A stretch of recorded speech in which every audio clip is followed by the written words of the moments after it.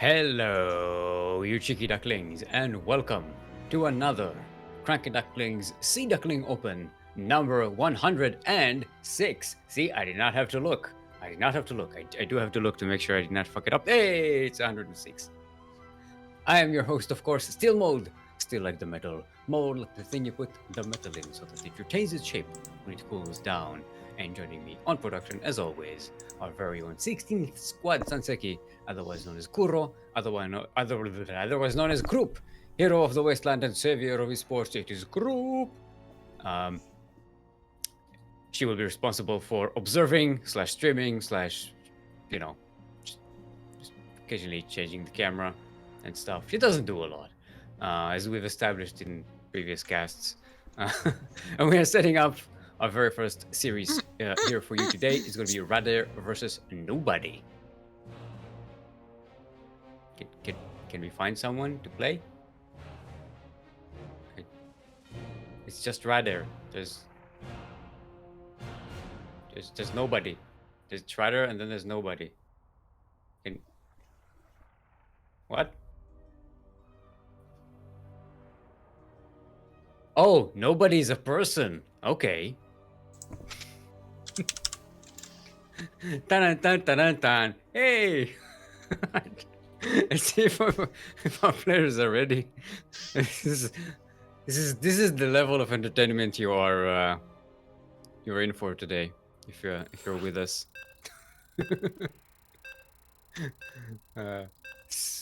Even Kuro is shaking her head. Hold on, I didn't hype in chat. Hype in chat. Would you be called a VTwitcher?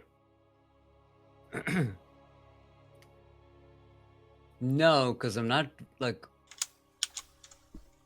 videoing on Twitch, right?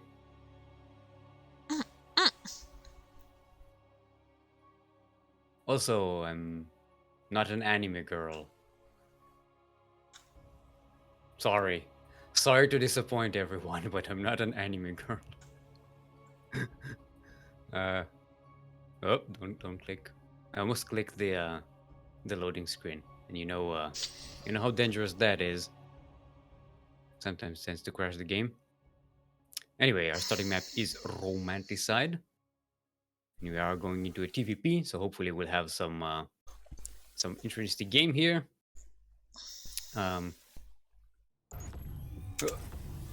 TVP, of course, the matchup that tends to go the longest nowadays, except TVT. Although TVT never happens. Although maybe this week, there's a chance. Anyway, we are on Romanticide. LE, in case you did not know, stands for. I definitely am not reading this from a list. LE stands for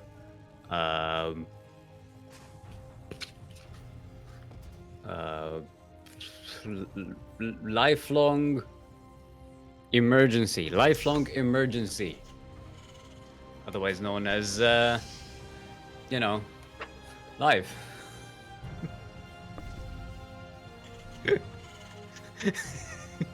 In the southeast corner of the map, all the way from the land of Bangladesh, representing Team Huzzah! Our red Terran is in fact nobody.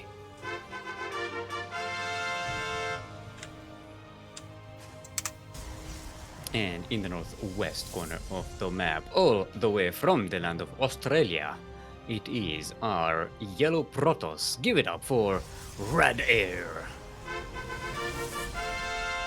It's not a lame air, it's RadAir. Get it? Get it? Get it? Get it? Get it? So I'm using this time to catch up on chat. Don't it? I did not cheat. I did not write 106 on my wall. I literally, actually remembered it. If you look at the clip of that, I was, for a moment I was panicking because I didn't actually remember. I forgot to look, but then I remembered. Oh, I actually did look. And I do remember that it's 106. Yeah, that's how good I am at what I do. I remember the number of the tournament that I'm casting sometimes. That's professionalism for you. Alright, remember to hydrate your hydros, everyone.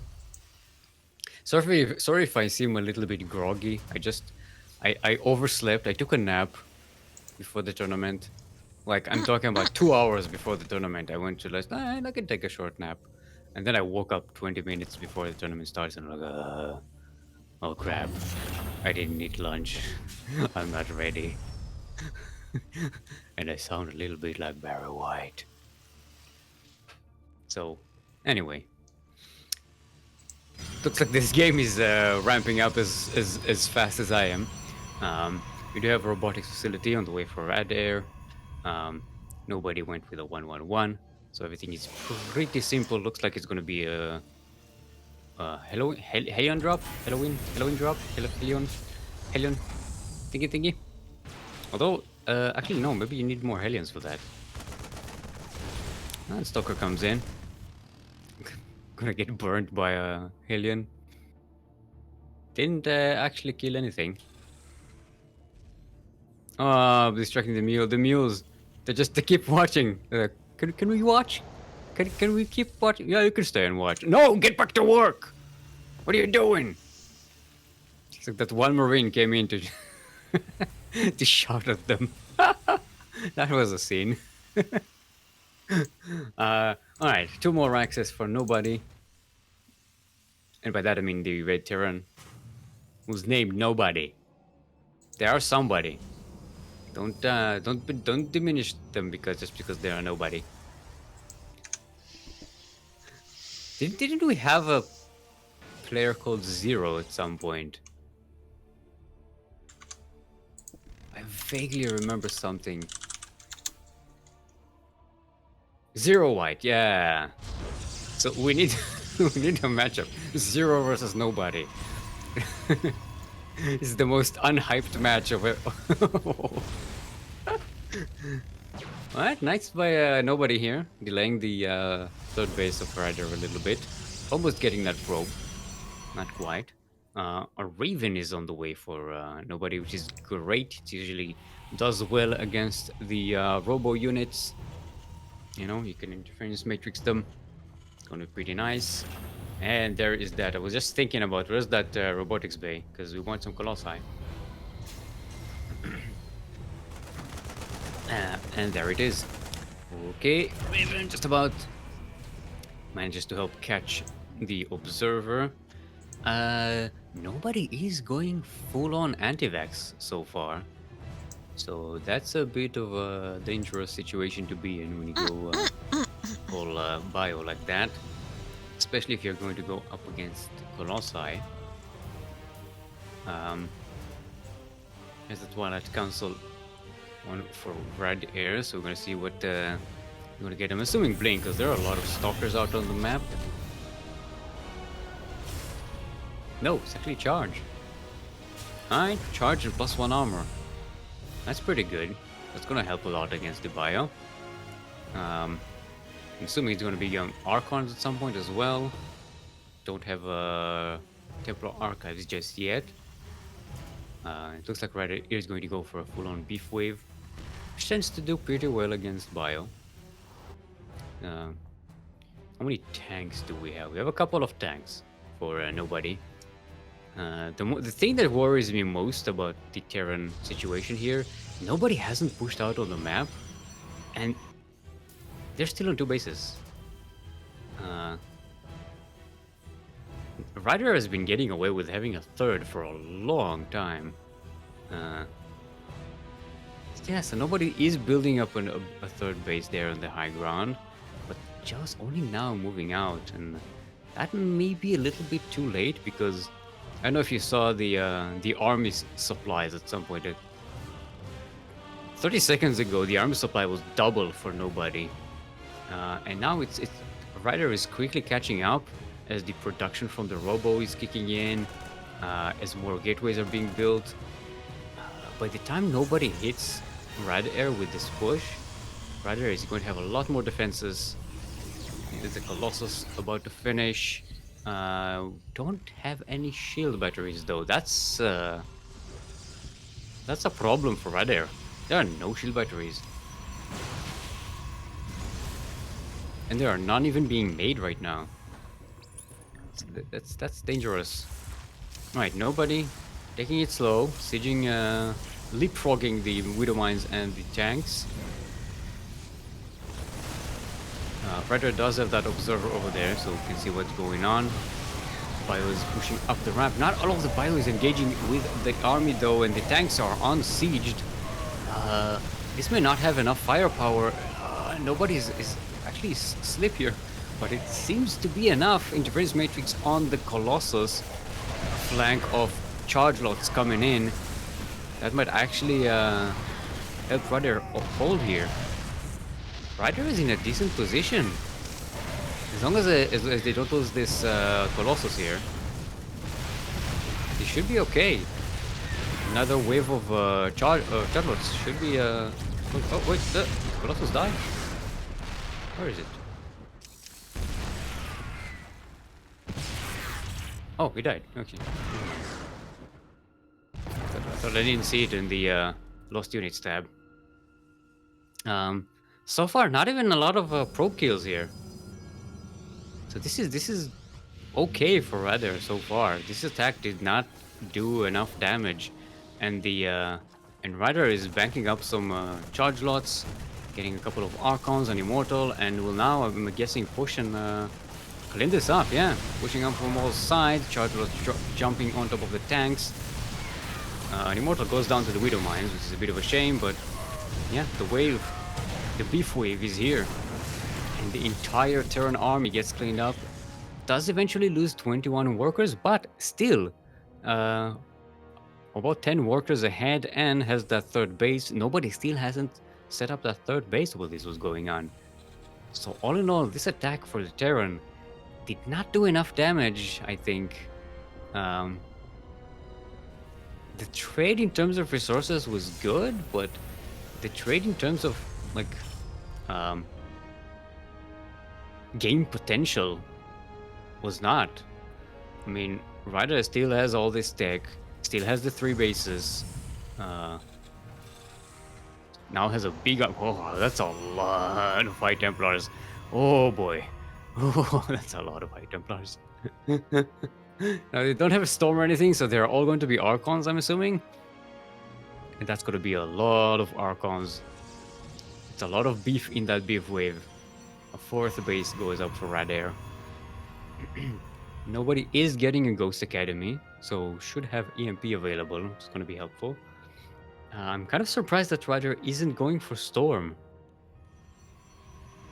You know, Storm is a very good unit.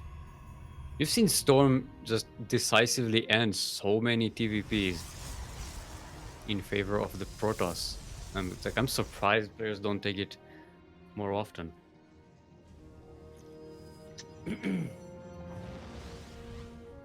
Maybe they're afraid of the EMPs or something. Right, Widowmine drop sneaks into the main of RadAir. Not quite getting an opportunity to drop here. It's too much stuff on the ground. All the Widowmines being dropped here. Some of them will end up in position, but they're mostly going to kill Zealots. I don't think a single probe died here, so that's good.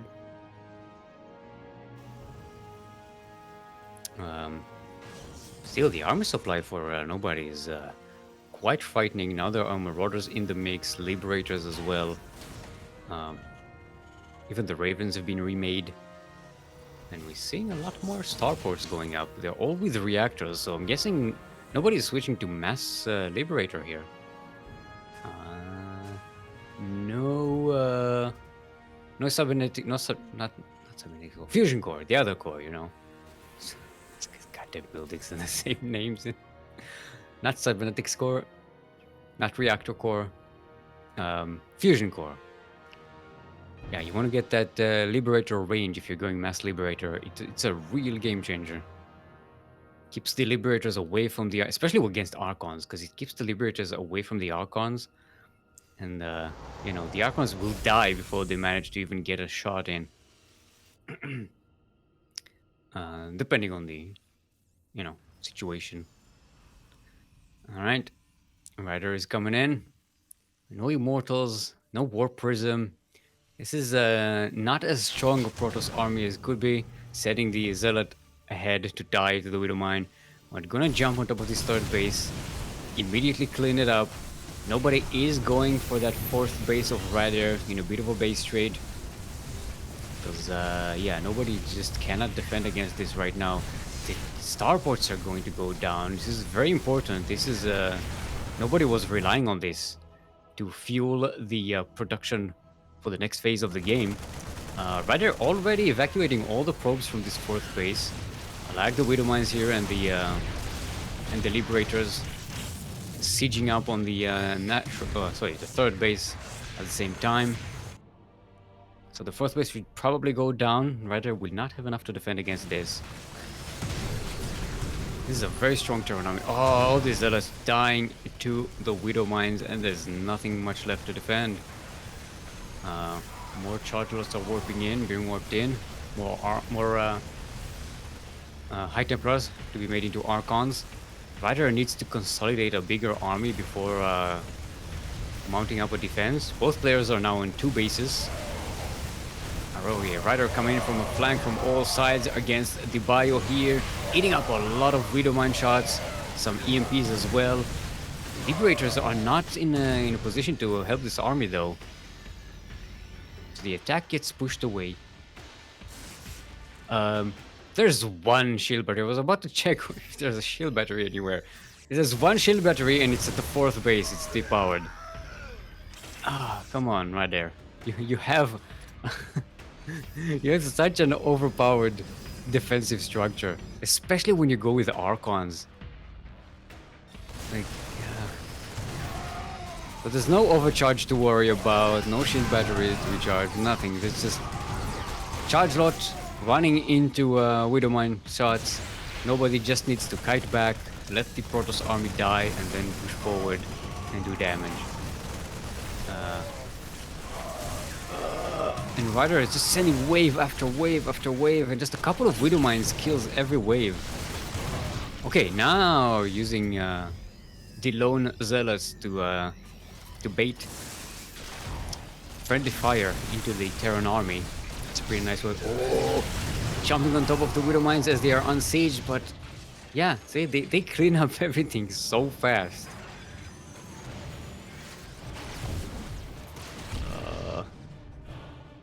There's no detection here for RadAir. Can't really clean up those Widowmines other than just go ahead and sacrificing units for them. I mean, there's a robo for RadAir, and there are resources to make an there you go. There's an observer being made right now. Yeah, RadAir taps out.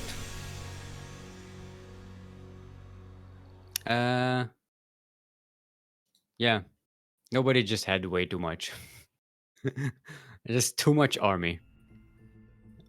They were both holding on, but they were both on two bases. Nobody was actually rebuilding the third, so there was a chance to come back there. And RadAir just realizes, yeah, this is a lost cause.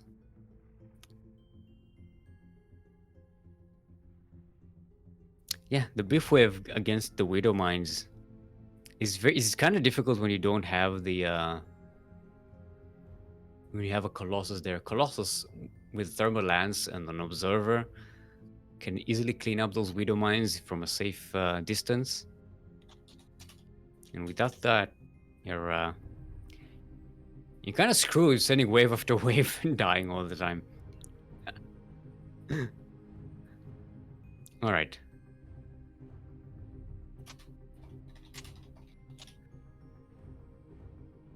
All right. So RadAir is gonna be picking the next map. We'll see what the map choice is there. Elsewhere on the bracket, we do have a double elimination bracket here for you today, but we have a lot of returning players, including Nobody and RadAir, who haven't been playing in a while. Oxide is going to be our next map. Let's just reset it up. This time we're on OS server. Yeah, and we have, I think, a few new appearances. Bang 0329, Bang and Winner Pie. I believe these are new names. Although let's not rely on my memory, because we know it's not the smartest. See if our players are prepared. In the meantime, we'll hydrate our hydras a little bit.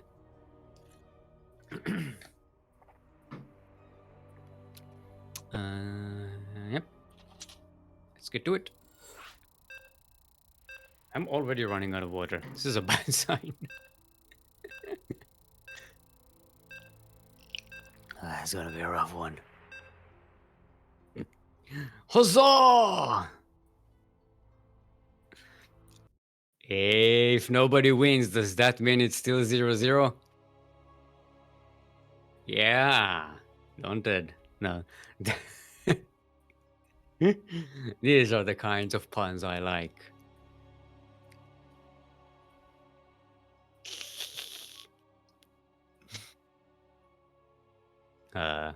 Why are we reloading? We're stuck. No, don't die on us. Please, game. Okay, we're good. Alright, everyone. Welcome to Oxide LE, where we are oxidized. We are breathing. LE.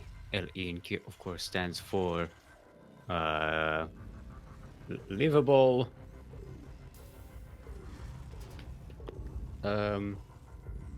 escapism. Livable escapism. Like video games, you know, when you escape and you're still alive. That makes sense. In the southwest corner of the map, all the way from the land of Bangladesh, it is our blue Terran. Give it up for nobody. Who is somebody?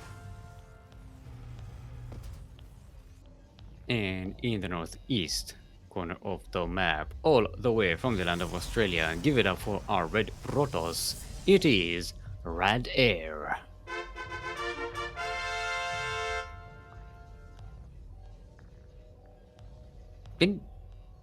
We need a show match between nobody and my buddy, right? That's also gonna be cool. My body versus nobody. One of them is mine and one of them is none. Get it? Yeah, that was bad even for me. No. My memory is subpar because I only have good memories. Good for you, Daunted. Good for you. Probably means you've been brainwashed or something, because nobody has just good memories. But you know, you do you. You live your life the best life that for you that you can have.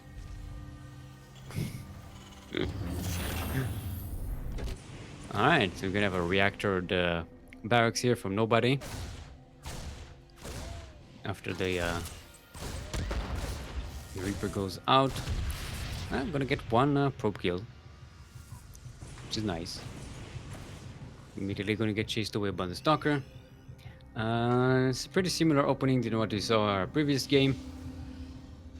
This is another kind of large-ish map, so I don't think we're going to see any surprises here. RadAir going with more Stalkers. I'm assuming he's going to be Robo again. So it's what you do. Wait, is that a No, there's no reactor on the factory.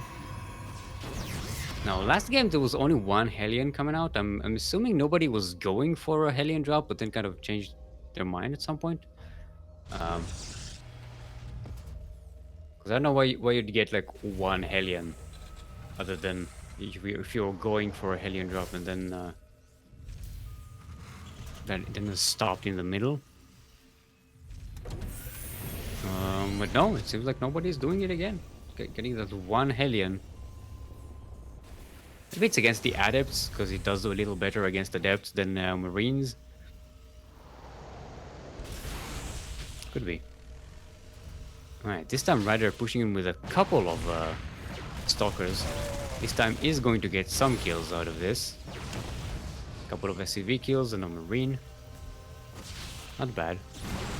Got the Reaper at some point in the middle of the map. I missed that. Oh, nice the micro there by RadAir. But the tank is out, and these Stalkers are overstaying their welcome. I'm gonna catch another SCV here. This is really good damage for the early game.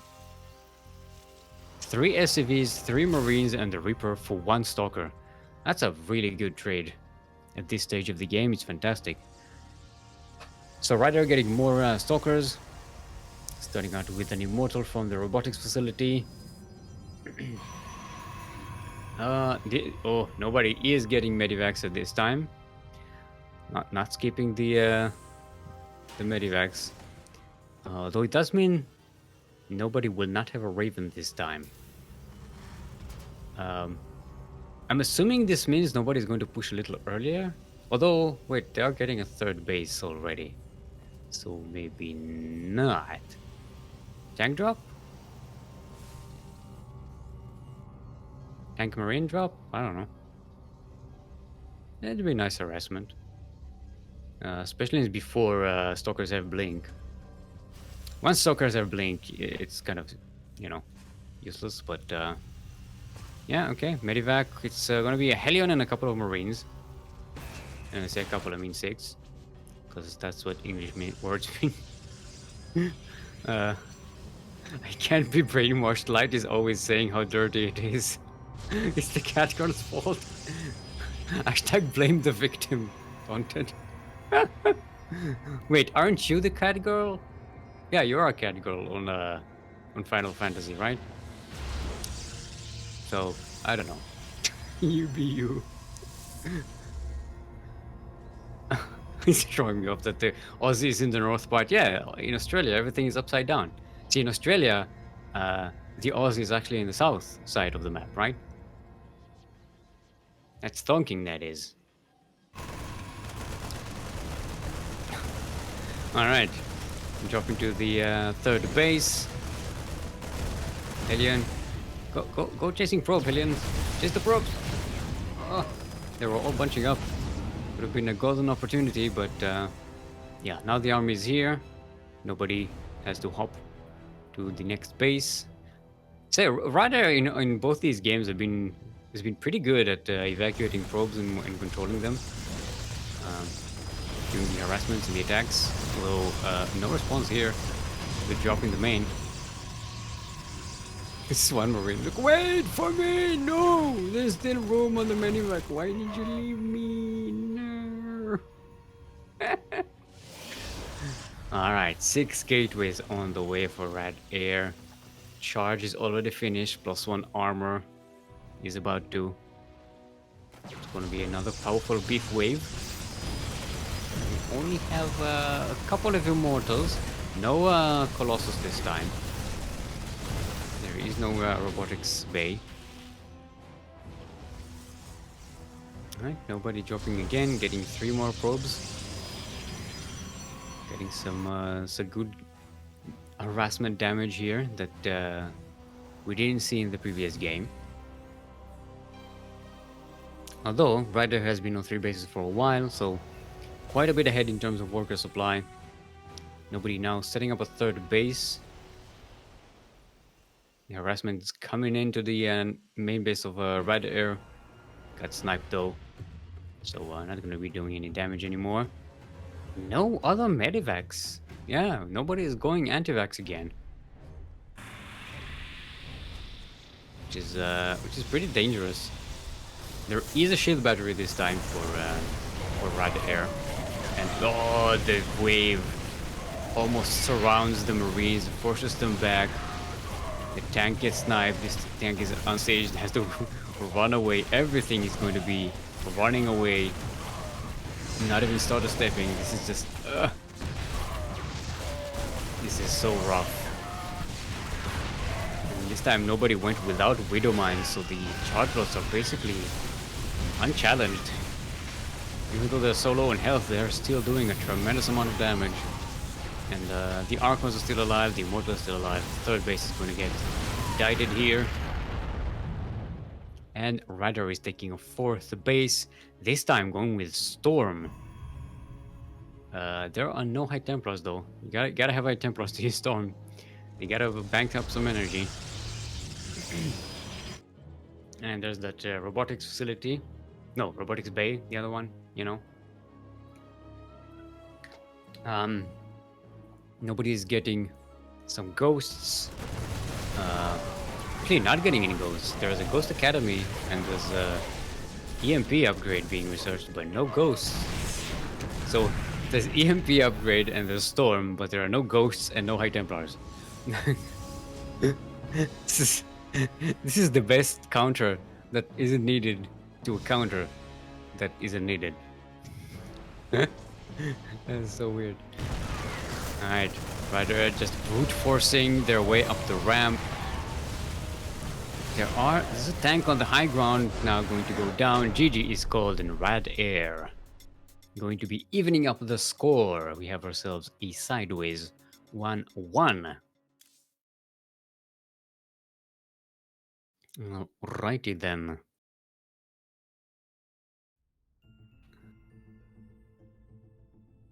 What? Billy, no, he was the best Marine at my wedding. When did you get married, Daunted? And to whom? And what's their damage? Nobody can do this. Nobody can do this. Nobody can stand against RadAir. Huh? See the like the conflict in that, the oxymoron in that sentence? Nobody can stand against RadAir. I am smart, I am. I thought Daunted is getting married to Phoenix. Oh yeah, and Phoenix is Terran, right? That checks out. Yeah, Phoenix is Terran, and he invites Marines to the wedding. Okay, so our next map is going to be Yakanatha. That's the correct way to pronounce it, by the way. You have to throw your hands up in the air. Yakanatha! Like, forcefully. Yakanatha!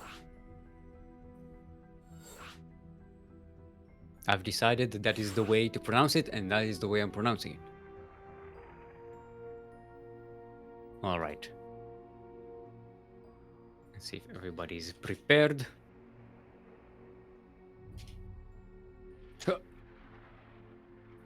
Everybody is prepared to go all the way. So let's go all the way.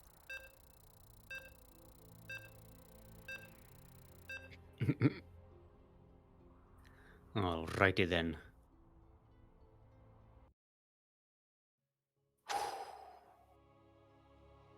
So Yaganatha is also another big map here. The biggest map, I think? Question mark? I don't remember. It's not the longest rush distance because of the speedy zones, I think, but it's a big map. I know. Although so far we haven't really gotten into any kind of late game. Both of these games have kind of decided themselves in the mid game. And now we are up to the ace match between these two players. As we are on Yaganatha! LE, in case you did not know, stands for, I am not reading this off a list, leaning elbow, leaning elbow. That's when you know, you lean on your elbow like this. Chill. See, like I'm doing. Hold on, I'm gonna get the camera right. I'm not sure if it's framed perfectly over on your end, but I'm trying. See, I'm like leaning. Just hi. Anyway, we are you're on Yaganatha, LE, in the northeast corner of the map, all the way from the lands of Bangladesh, representing Team Huzzah! That's also how you pronounce it, you know, you have to throw your hands up in the air. Huzzah! It is our blue Terran. Give it up for nobody. Proxy ranks. And in the southwest corner of the map, about to be proxy-rexed, it is our red Protoss, all the way from the lands of Australia. Give it up for RadAir.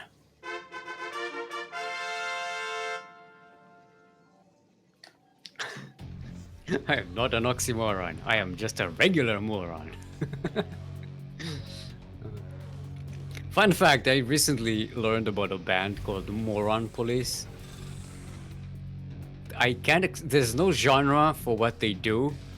It's very weird music, very like surreal, like unexplainable thing.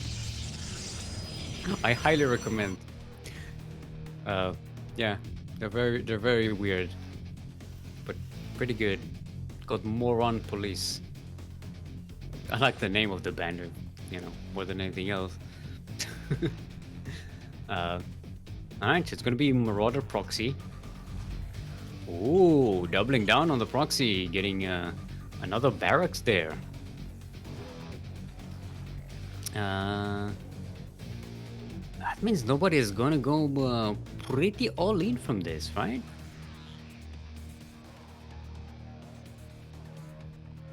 Going 3 racks when the 2 racks were proxied. See, the racks at home is just to kind of distract RadAir, to make them think, alright, there's no proxy, it's fine. RadAir is not buying it though. Going all around the map, trying to find where the proxy is. Alright, so at home, nobody's just making Marines. And on the other side of the map, it's just Marauders. RadAir is not going to have this Stalker at home to defend. That's going to be a bit of an issue for RadAir as soon as these Marauders push out. Although nobody is taking their time. Second barracks is finished on the other side of the map. Alright, there's the push out. The bunker is immediately starting. There's only a couple of Marauders. Now, I mean, nobody could have more coming in, but yeah, there's a Marauder just standing in the proxy, not doing anything. The bunker might be finished before the Stalkers come back. RadAir is bringing units home to defend. They're just outside the base waiting. RadAir has to delay the bunker at least, and trying to, but the bunker does finish. This is a big problem. One Stalker goes down to the concussive shells, but now going here, trying to draw nobody away. Oh, nobody got supply blocked. Oh no. Oh, this is the worst that you can do in a proxy, is get supply block. But that said, RadAir hasn't really managed to kill any army units of nobody, and yeah, the natural is going to go down here. There is a shield battery top of the ramp. Nice use of force fields there. When it snipes these Marauders, these are the units you really want to take down right now.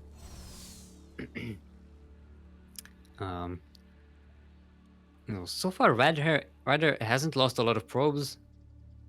Only lost one. That was outside the base. This isn't the end of the world. There's a factory building at home for nobody. And actually no, that's not at home. That's, yeah, okay, it is at home.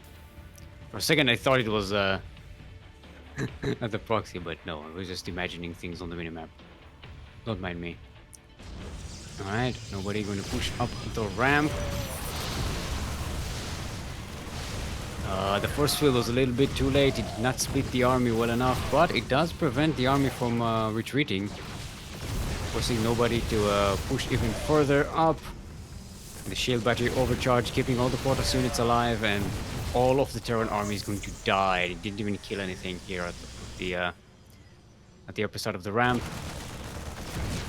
Bunker going to get cleaned out with the help of this Immortal and everything else. This is the end of nobody's attack. Nobody backing up the proxy location. And all in all, this cost a lot for the Terran. And yeah, it's not enough. All of this Protoss is going across the map. There are 2 Immortals in this army. There's a sentry with some energy for force fields. A bunker is being built. I don't think it's going to even finish here. A couple more bunkers being built. There's not enough defenses for nobody to actually withstand anything here. War Prism is on the way. RadAir will definitely be cleaning up the lower base here. Or at least be chasing it away. It should be okay once it goes to the high ground. And now RadAir can just sit here and camp the production, make sure nothing comes out of it. Well, Widowmine takes out the sentry. That's a pretty big off. Oh, 30 Immortal is coming in. Yeah, this is a done deal. The proxy did not pan out for nobody. And RadAir with the retaliation gonna clean everything up. GG is called. And RadAir will be moving on to the next round. Woo! Victory! Victory! Yay! GG! Yeah! There we go. Yeah, we got props here. Got props. This is high level production. What? Goro saying something. What?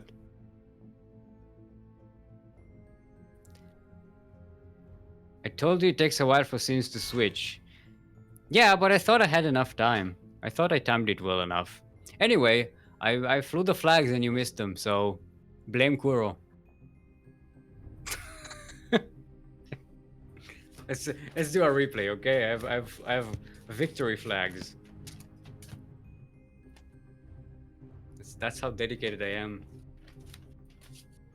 to this grade A entertainment, Gold League entertainment here. All right, so we have FizzSerpent waiting for us. Let's get the FizzSerpent in.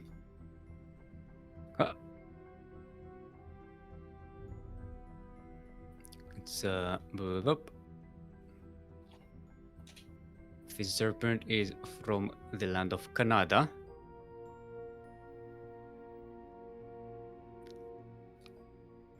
And apparently we've decided...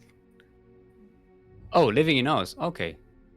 Ah, okay. So we have you can do a Oz server. Yay! The Australians must be real happy, right? can play on Oz server. That was worth it just for that, right? I just started heavy raining, making this match even more epic. Ooh.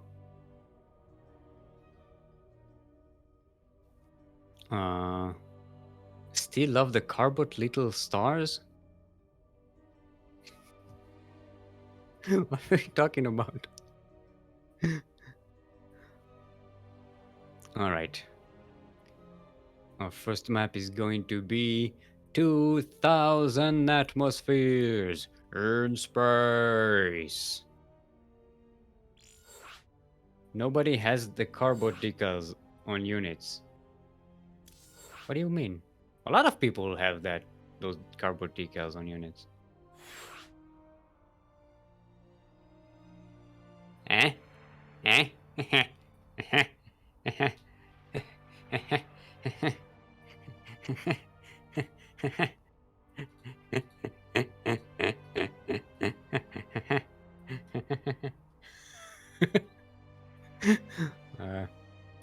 Goro is saying I'm leaving. I'm leaving. FizzSerpent in in-game chat is saying, Rad and I are friends. RadAir is saying, not after this game. Can't wait to crush him like a bug. Delayed cannon rush. Good luck and good raging, the FizzSerpent is saying. Yeah, I'm guessing we're going to have a wonderful PvP here. Oh yeah. Oh yeah. They are both bantering already. I did take Australia server. It's good. It's good. I did not mess that up. Are you finished with those flags? Well, do you have a flag? That's an Eddie Izzard reference for those who don't know. Eddie Izzard explaining how Britain conquered the world with the use of flags. Alright, the cunning use of flags. Alright, everyone, welcome to 2000 Atmospheres in Space.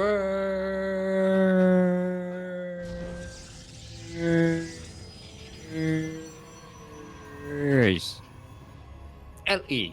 LE, in case you did not know, stands for Lousy Entertainment.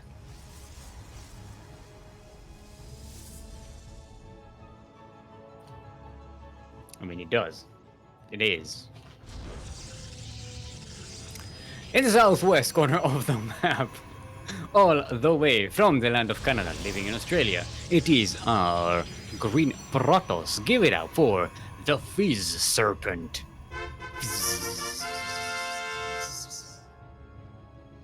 I tried to make a serpent that fizzes. I don't know if that worked. And in the northeast corner of the map, also in the lands of Australia, our red Protoss is in fact RadAir.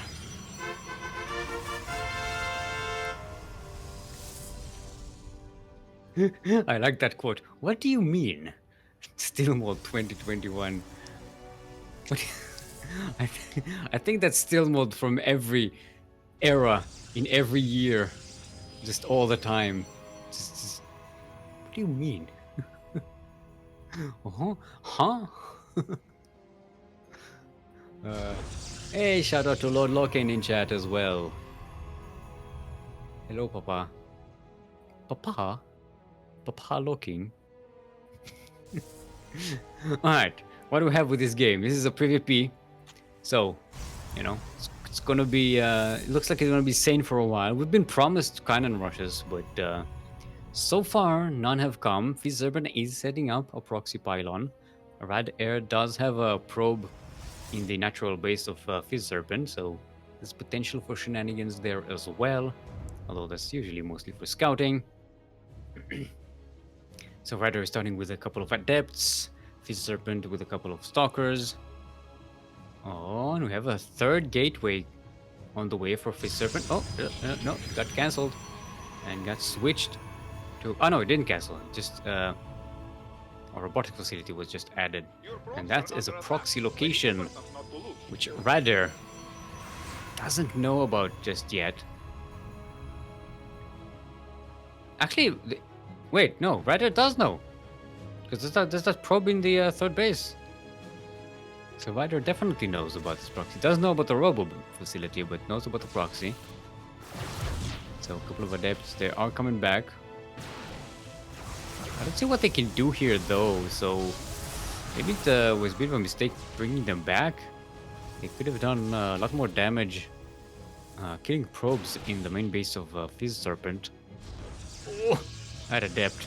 So close to death. 3 health points. Oh, it's gonna get assassinated! No target fire. No. This is the luckiest adept on the NA server. Oi, mate, you got a license for that flag? Oh, I need a license for the flag. I have 2 flags. I got 2 of them.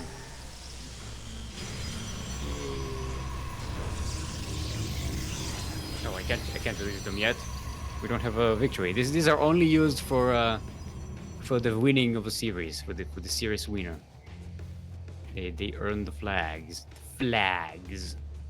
Alright, so RadAir is going with the Stargate. Void Ray is on the way. Some shield batteries at home. But FizzSerpent is now free to expand while RadAir is still besieged in the main base over here. Now there's an Immortal in this mix, and the shield battery on the low ground for FizzSerpent. It's gonna be hard to break this siege.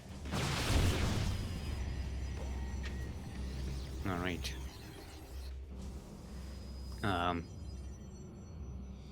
This probe is still just hanging up back there. I mean, RadAir could actually set up a proxy here and just take this proxy from the back, right? Like warping units at the back of this. Take FizzSerpent by surprise. That would actually be a baller move here. FizzSerpent getting a Stargate of their own. RadAir already has a couple of Void Rays. This should be enough, I think, for RadAir to push down the ramp. Maybe get a few more gateway units, and they should be fine against what FizzSerpent has on this side of the map. Remember, the shield battery cannot be overcharged here, because there's no nexus. Okay, FizzSerpent has an observer here, so we can see when RadAir moves out and with what. FizzSerpent should be backing away. I don't think FizzSerpent can take this fight. There we go. FizzSerpent realizes that. Oh, going for the flank though. That's the smartest. I'm gonna have to sack this proxy and go back home. Can't fight against all these Void Rays. They're crossing the streams, the Void Rays. Oh no. Didn't you see Ghostbusters? Never cross the streams. Unless you're trying to kill a giant marshmallow monster. I only cannon rush at the start of the end of the match. Daunted, do you even Protoss? I don't think you even Protoss. Alright. They're trying to push here. Now this time there are 2 shield batteries, there's shield overcharge available. FizzSerpent has a Void Ray of their own. But the Oracle's sneaking in here. It's not... Was that a misclick there? Something weird happened with this Oracle. I think it threw a revelation somewhere by accident. Because it just immediately ran out of energy. That was weird. Yeah, doesn't... I think he didn't even get 1 kill, I think. Oh no, he got 1 kill. Alright. So now the game is sort of stabilizing. RadAir is still behind economically. Now finally setting up that natural base. But is in a position to keep FizzSerpent from expanding into a third. So RadAir might just go super greedy here and get a quick third. Maybe that's kind of the move. Try and get back in the game. Or get ahead in the game. FizzSerpent getting a couple of forges. We're gonna have some gateway upgrades available. Charge is on the way. Right here. Still has no upgrades. Does have charge though.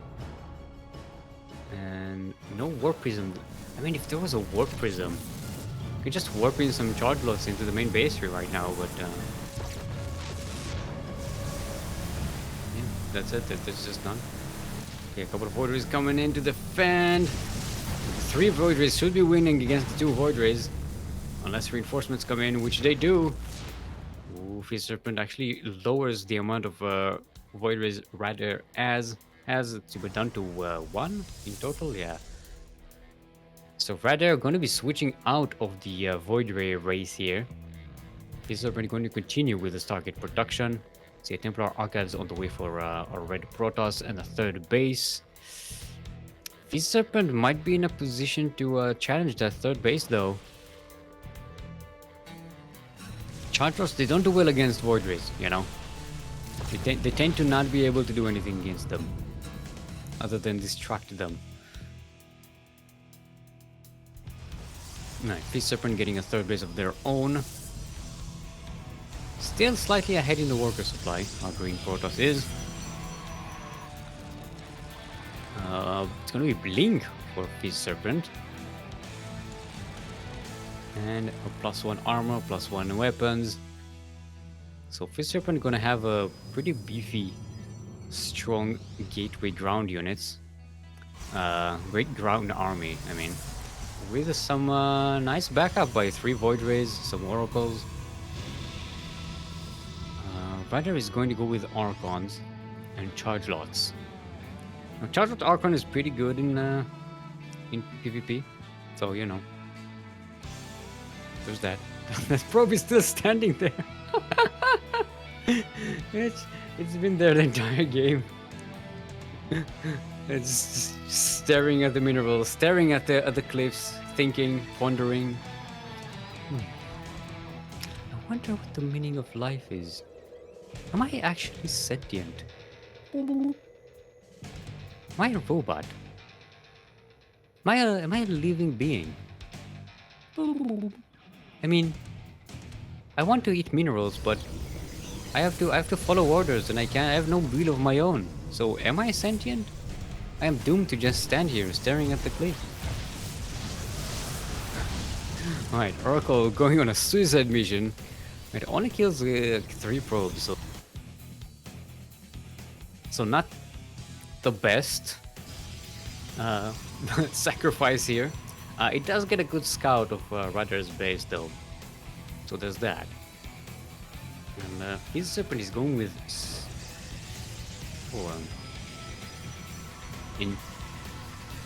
okay, I'm not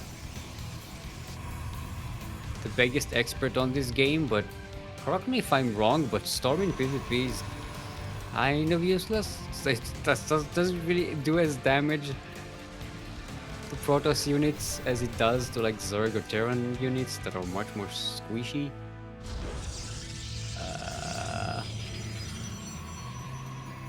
Yeah, it's weird. There is a Templar, Dark Templar Shrine thingy coming up. And FizzSerpent spots this proxy as it's being made, so that's a nice advantage. It prevents RadAir from backstabbing FizzSerpent as a big fight is going on, for instance. Neither player has a Warp Prism. Is this like a new meta for PvP or something that I didn't get the memo on? Warp Prisms are to be skipped. Especially, like, they're both going very gateway heavy here. And they don't have any warp prisms. And they have a robotics facility. Well, actually, FizzSerpent has a robotics facility. RadAir does not.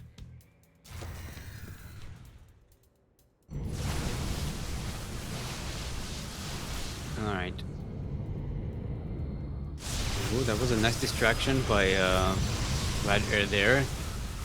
Taking FizzSerpent out of position, but there's a recall into the 4th base here at the flank from the side. The Void Rays are focusing on the Nexus, and they are slowly being taken down. RadAir is not really getting any value here, and going to get all of their army completely disappeared. GG's called, and FizzSerpent will be taking game number 1.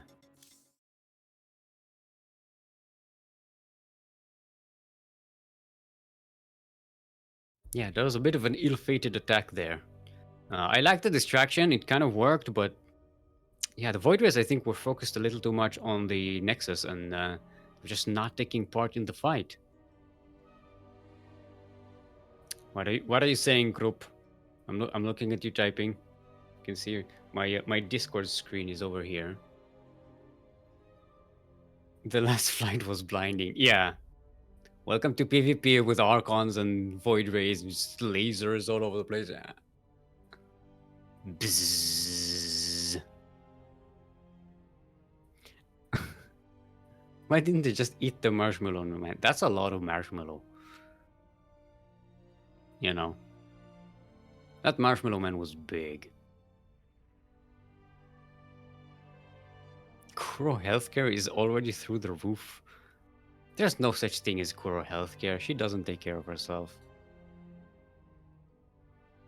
She eats yogurt and she never sleeps. No, wait, we need Australia.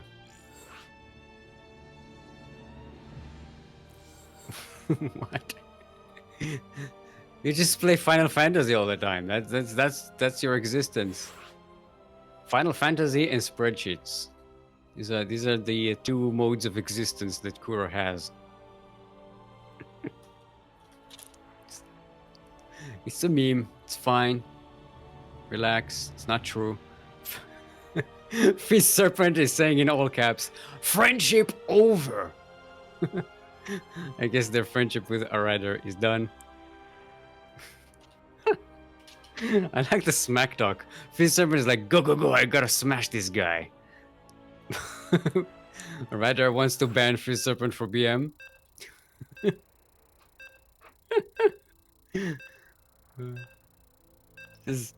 I like seeing Australians fight each other.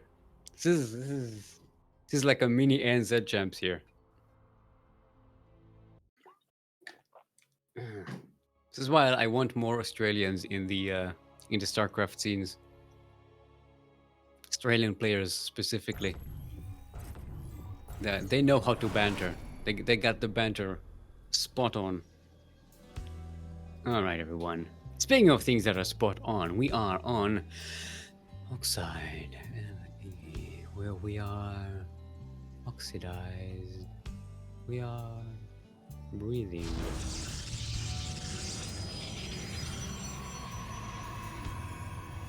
Huh? Sorry, fell asleep there. LE. LE, of course, stands for laughable. Laughable euphemism. Laughable euphemism. So you have a euphemism for something, and it's funny. Like an eggplant. In the northeast corner of the map, all the way from the lands of Canada, but living in Australia, it is our green Protoss. Give it up for the FizzSerpent. Speaking of laughable euphemism, and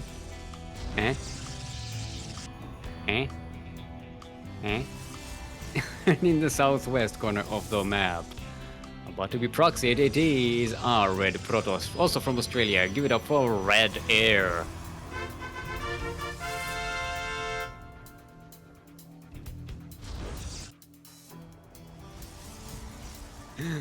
Alright, let's see what it is. We have a pylon on the way. Pylon ready. No, nothing being made there just yet. This could be just a warping pylon for later on.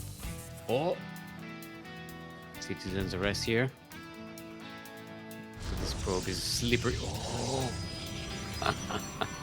This is a fake out. Rather just forcing FizzSerpent to evacuate all these probes out of the mineral lines. Yeah. Oh, that was cheeky. That was very cheeky. Oh, the probe is still in the main base. Yeah. This is pretty funny. Alright, so it's gonna be a proxy Stargate for FizzSerpent. Shield batteries as well. Some Void Rays. Or Tempest? Tempest, Proxy Tempest. Come on, let's get Proxy Tempest. It's so cool. It's not useful, but it's cool. There's a Stargate as well for RadAir. So not going to be super behind in terms of Void Ray count. If they are going for Void Rays. Oh, the proxy gets scouted. Funara FizzSerpent. Everyone exclamation point Funara FizzSerpent in chat. You've been founded. This one adept is gonna be a while before it kills that pylon. Even with help. No, kill the probe at least. No. Oh no. Yeah, the probe manages to get another pylon and a shield battery here before getting killed. Alright. Void Rays out. RadAir is getting Void Rays of their own. Do we have any shield battery? Yeah, shield battery is being set up next to the production of RadAir in anticipation of the Void Rays attack.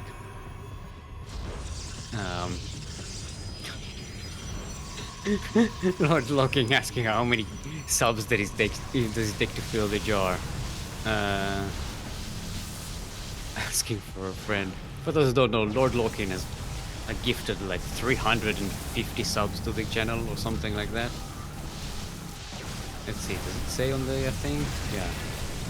Something about like 300, 350. Over 300, definitely. Alright, FizzSerpent pushing in with those Void Rays, going back to recharge them, more shield batteries being set up on the low ground. This is a PvP that we have here. RadAir does have these shield batteries. I don't think they can be overcharged, can they? Because they're too far away from the Nexus.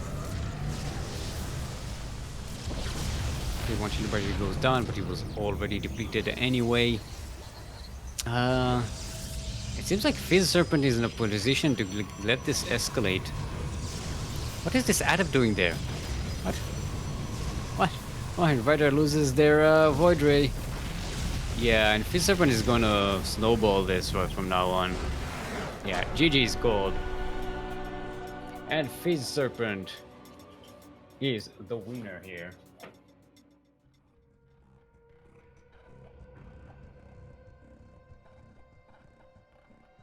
Wait, I'm waiting. I'm waiting. Tell me when the scene switches, group. I'm waiting. Still waiting. No, you can't see me. You can't see me because the scene hasn't switched yet. Go, lol. Hey! Woo! Congratulations, FizzSerpent. Woo! GG! It's a victory here. FizzSerpent is like, sorry. This is the PvP apology. All right, and we have Ryrik already in the semi-finals waiting. Ryrik did play fantastically well in the last SDO. Let's open up that thing. They did finish up third, I believe. Yeah, they finished up third. So it's going to be another PvP. I'm trying to see. Well, Ryrik went up against RadAir last week, but they didn't meet FizzSerpent. So yeah, so they both played the last SDO, but they haven't really met each other. So it's gonna be nice to see who comes up ahead as we go into our first semi-final. First map is going to be Oxide. LE. US West. Yes. It's Russia versus Australia.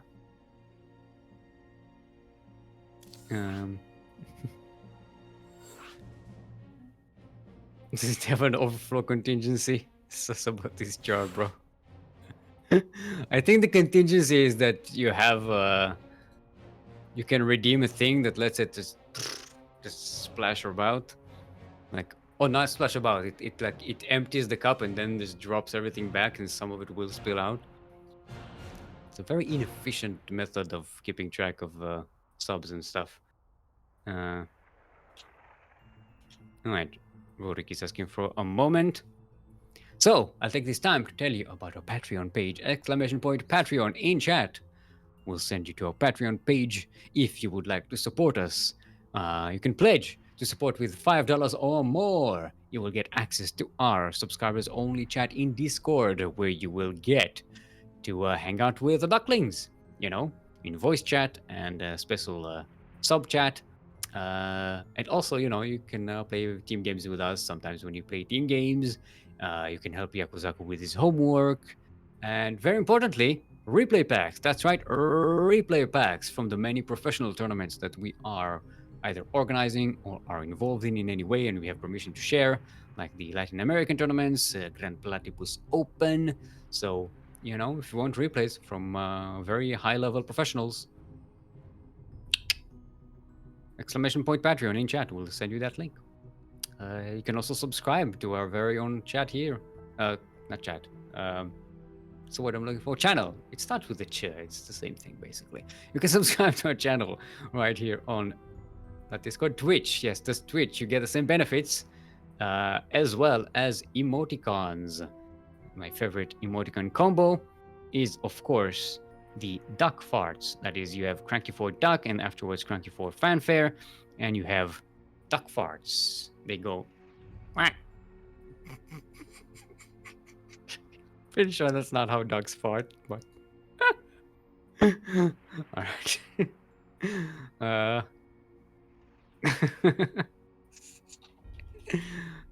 All right, let's see if both our players are prepared to go all the way.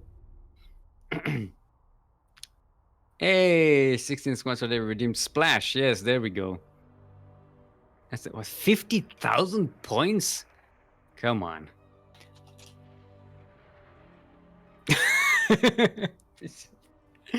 FizzSerpent was like, oh, go. Sorry. I was consoling my ex-friend. Referring, of course, to RadAir. Oh, boy. Hey, Nihongo! Shout out to Nihongo in chat. The ex-SDO champion of all times who got too good and went on to MSO and got promoted to MSO.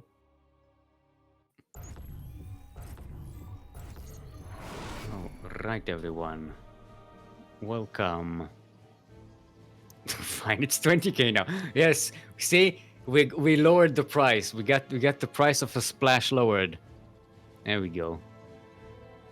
Like 50,000 is a lot. It's a little expensive, even for me. And I have 20,000.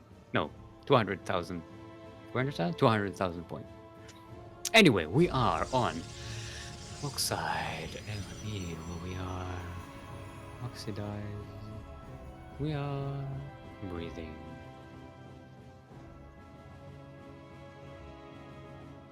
Huh. I'm here. I'm in the moment. And in the moment, I'm going to explain to you that LE stands for ladder eccentricity. Ladder eccentricity. It's when you go on ladder and you try to play a macro game and constantly get cannon rushed. Speaking of cannon rushes, in the southwest corner of the map, all the way in the land of Australia, give it up for our green Protoss, Canadian green Protoss, FizzSerpent.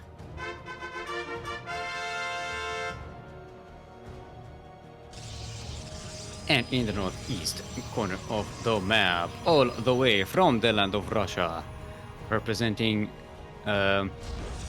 Starcom Academy, it is our red Protoss. Give it up for Ryrik.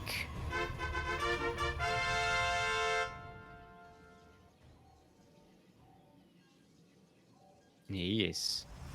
This is Nihongo's teammate there. Hence the cheering. Alright, FizzSerpent getting a quick nexus. Now, you know what the rules of PvP are. The first player to expand loses the game, right? But if Ryrik isn't playing super aggressive here, FizzSerpent is going to get away with this with a quick natural base. And it looks like Ryrik is going to respond in kind and just get a nexus of their own and try to chase that economy while maybe trying to do some early game damage.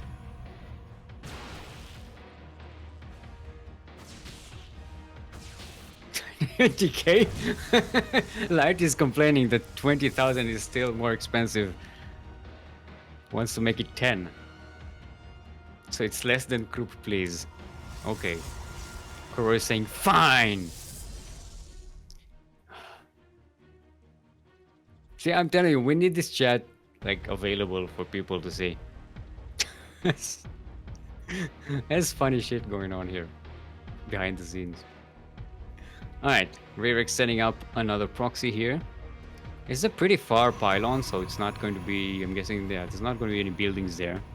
Yeah, recalling the probe. So this is just a warping location for shenanigans. The Twilight Council being hidden at the back here. DTs. It's going to be DTs, right? Yeah, Ryrik is like, oh, I'm behind. I know what to do. Repeat after me, kids. When behind, Dark Shrine. When not behind, also Dark Shrine. Come on. Prove me right, Ryrik. No, it's gonna be Chargeless. I was so hoping to be like head in predictions today, but actually I haven't been even keeping count whether my predictions are correct or not. That's how badly I think I'm doing right now in terms of predictions. Twilight with Forge is typically charge +1. Yeah, I didn't notice the Forge. That was the mistake. See? Look, I never said I'm good at the game. I'm a Gold League player, and that's because I don't play the game enough to actually go down to Silver League. I got into Gold League sometime in 2010 and it just stayed there. And my only strategy was just to make a lot of Marines and Marauders. Nothing else. I didn't even expand. Just one base Marine Marauder. That was it. It got me to Gold League. And that was fine. That was fine for me! This is what we used to do back in the olden days, and we liked it, damn it. I kept dying to Reaper rushes. Back then, Reapers were super dangerous. Because they could just jump off cliffs, and all the maps had cliffs on them. There were no, there was no strategies for blocking them. And they also still had the grenades that do damage to buildings, extra damage to buildings, and they could just come in and assassinate your main base, and they're just standing there going, what? It's, yeah, not good. Anyway, Ryrik with the gateway explosion. Yes, it's an explosion of gateways. I did not. It was not a mistake. I meant it seriously. It means that it's an explosion. It's an explosion that explains itself. Huh? Yeah. I know what I'm talking about. Cora is rolling her eyes. Yep. Alright. FizzSerpent. Getting those immortals out. Anybody? Oh, gonna find the proxy pylon. That's a great catch. Especially for the against the charge lots. This is a backstab that Ryrik was setting up in the early game. Even supply blocks Ryrik for a second there, which is nice. Hello, Probius. What are you doing? I like to play in the sand. Don't eat the sand, Probe. Don't eat sand. Eat minerals. They're good for you. Alright, War Prism is on the way for FizzSerpent. So the push is coming. Ryrik, I mean, saw the army moving out for the proxy through the proxy pylon there. Oh, the hallucinated Phoenix not going to see the main army here. So Ryrik is kind of in the dark. FizzSerpent going for a multi-prong with a drop into the main. Gonna be a bunch of charge lots. There's how many gateways? 7 gateways for FizzSerpent, so a lot of warping potential here. Almost catches the War Prism of Ryrik. The armies are clashing here. as the drop of FizzSerpent goes into the main. Ryrik is being distracted here. Going to drop right into the mineral line. And a big warping of charge lots. Alright, that's a half-cleaned mineral line here. 8 probes go down. Even going to catch an immortal here, maybe? Yeah, it gets surrounded. It's away from the shield battery, overcharge, yeah! Doesn't quite manage to survive that. That's a great catch for FizzSerpent. And the army is circling around to the natural base. The Warp Prism is actually warping in units into the natural base. Yeah, FizzSerpent is doing quite a bit of damage here. The Warp Prism is still alive, but the Archons for Ryrik are pretty strong, especially against the charge lots. More damage still being done in the main base here. So FizzSerpent does a bit of damage, not quite game ending. Oh, this may be an extension here. Diving deep into the natural base of Ryrik. Where's the Warp Prism? Did he die? Oh no, it's in the main. Okay, so this is just a distraction. The main warping is going to be doing damage there, but FizzSerpent sacrificed all of their army for this, and I don't know if this is gonna do much. These zealots are safe from the other side. They Yaku cursed, so they're gonna take down the the Temporal Archives. No, the Temporal Archives has 1 health point. That building has 1 health point.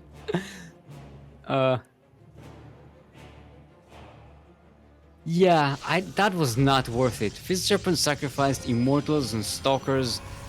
Even a sentry there, I think. There was a couple of sentries. For what?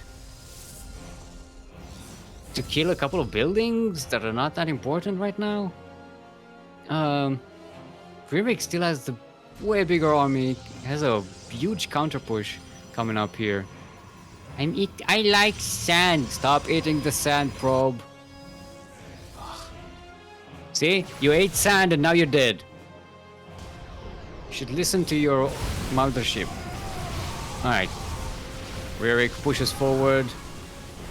Gets into the natural base, blocking the path from the third. Yeah. FizzSerpent will not be able to consolidate their army here. And it looks like the counterattack from our Russian Protoss is just way too powerful. FizzSerpent kind of threw that attack into the natural, kind of threw the game. FizzSerpent was in such a great position. Ahead by 10 workers, sieging Ryrik on 2 bases. And they just went for the kill, and the kill was not there. It was not there to be had. GG, well played. And Ryrik is going to be taking the first game here. Up 1-0 in the series. So it's going to be FizzSerpent's map pick for now. Let's make sure we stretch our roaches.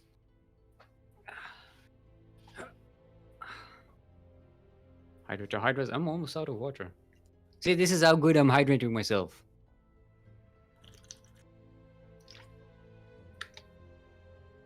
I gotta hydrate your hydras. This is I have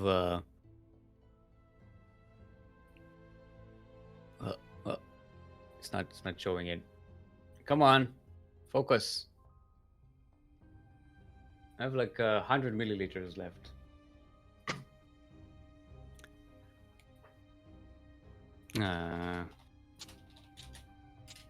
Let's see what the next map is going to be. And the Hongo enjoying that victory.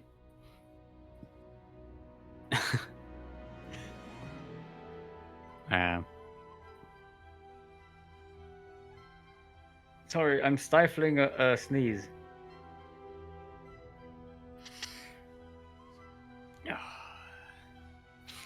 I'm good. I'm good. Lightshade is going to be our next map. And we are US West, yes. Alright. In the lower bracket. Oh, our clansman Yakuzaku. He's actually climbing up the lower bracket there. Not that I'm biased. Which I am. Going to go up against Bang in the lower bracket. Now, these are all best of ones. Except the final match of the lower bracket, which is a best of 3. Which is going to be the series after this one.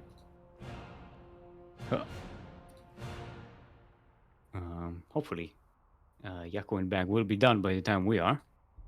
Let's see if both our players are prepared to go all the way.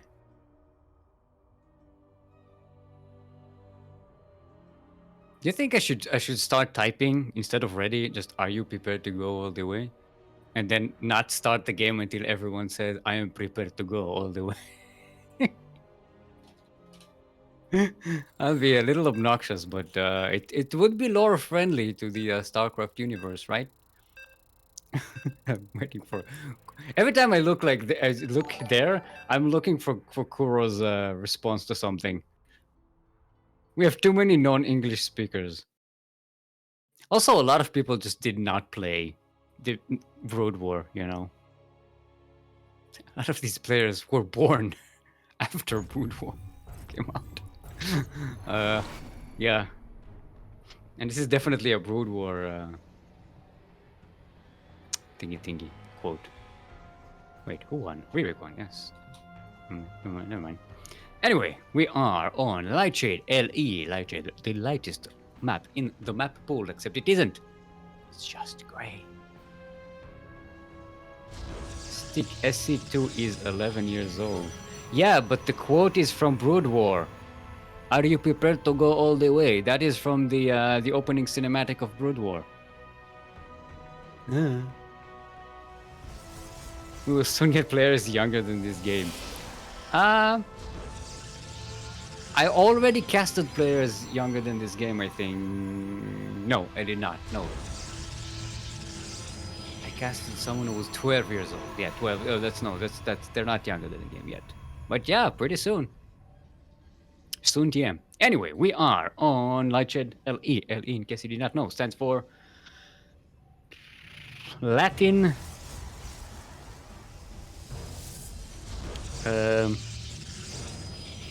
elitist, Latin elitist. That is someone who knows Latin and is very elitistic about it. Like most people who can speak Latin.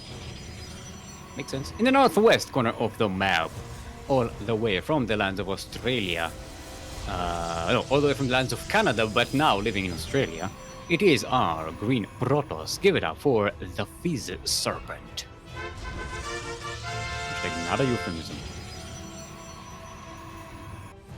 And in the southeast corner of the map, all the way from the lands of Russia, representing Starcom Academy, our red Protoss is in fact Ryrik.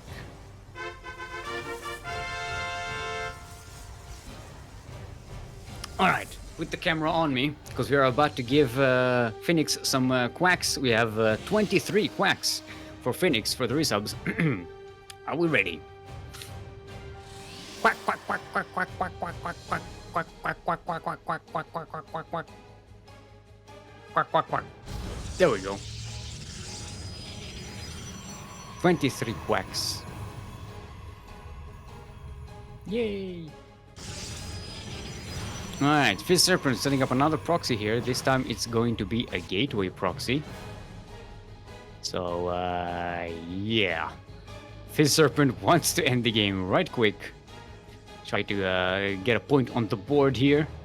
Ryrik doesn't quite know about the proxy yet. And I suppose it kind of looks normal in the main base, unless Ryrik was counting pylons, which you probably should be doing, playing PvP. No, Ryrik is going for a Nexus. Ryrik is getting a Nexus! No! Yeah, FizzSerpent might just overwhelm Ryrik here, and it's going to be a robotics facility as well, and a shield battery here. Yeah, Ryrik is not prepared to go all the way. Alright, so just these two stalkers are just gonna keep on doing damage here.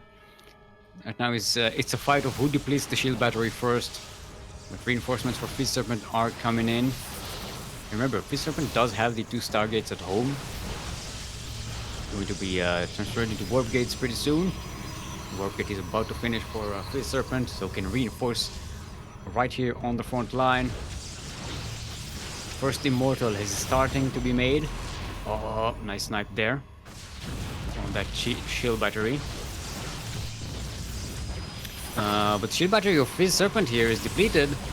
Ryrik pushes forward, might actually be able to turn the tide here. Nah, the Immortal is about to pop out. And that is a real game changer here. But the Nexus is finished. It has enough energy for an overcharge. And there's more shield batteries, fresh shield batteries here for Ryrik. There's the overcharge, jumping on top of that Immortal. Ryrik is getting an Immortal of their own. Oh, don't overextend there. FizzSerpent just leapfrogging shield batteries, which is like the safe way to go here. The Immortal of Ryrik is about to pop out. FizzSerpent already has 2 of them. Ryrik might be going for an assassination there, but it doesn't quite work. This shield battery is about to be depleted. The shield batteries of Ryrik are still okay here. Shield overcharge is about 20 seconds away from being off cooldown. So Ryrik will have another chance to buy some time to get that second Immortal out. There's the shield overcharge. There it is. Immediately pop down. They're trying to snipe that Immortal. It's going down. Ryrik is holding. Now with the 2 Immortal advantage here. FizzSerpent is just running out everything. Everything's GG. Well played. It's called, and Ryrik will be moving forward as our first finalist of the day. As the upper bracket finalist, in fact. And fly. There we go. Just go. No, this is just gonna be the joke now, Kuro. I'm just gonna wait for you. Anyway, GG. Well done, Ryrik. So Ryrik will have the 1-point advantage in the final game.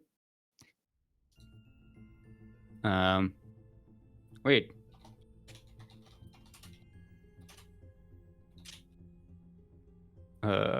This is saying thanks for the games. It looks like they're saying goodbye.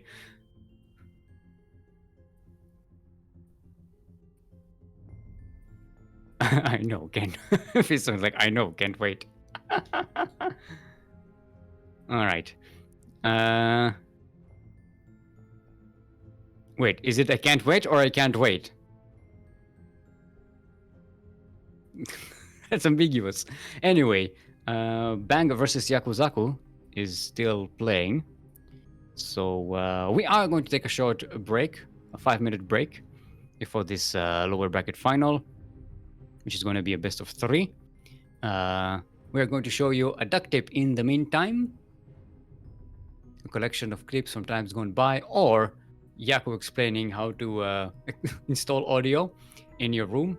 Yeah, take this time to hydrate your hydras, stretch your rotors, drain your disruptors, and we will be back in 5 minutes.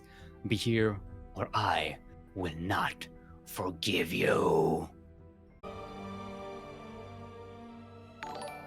And we are back. I hope you enjoyed that duct tape.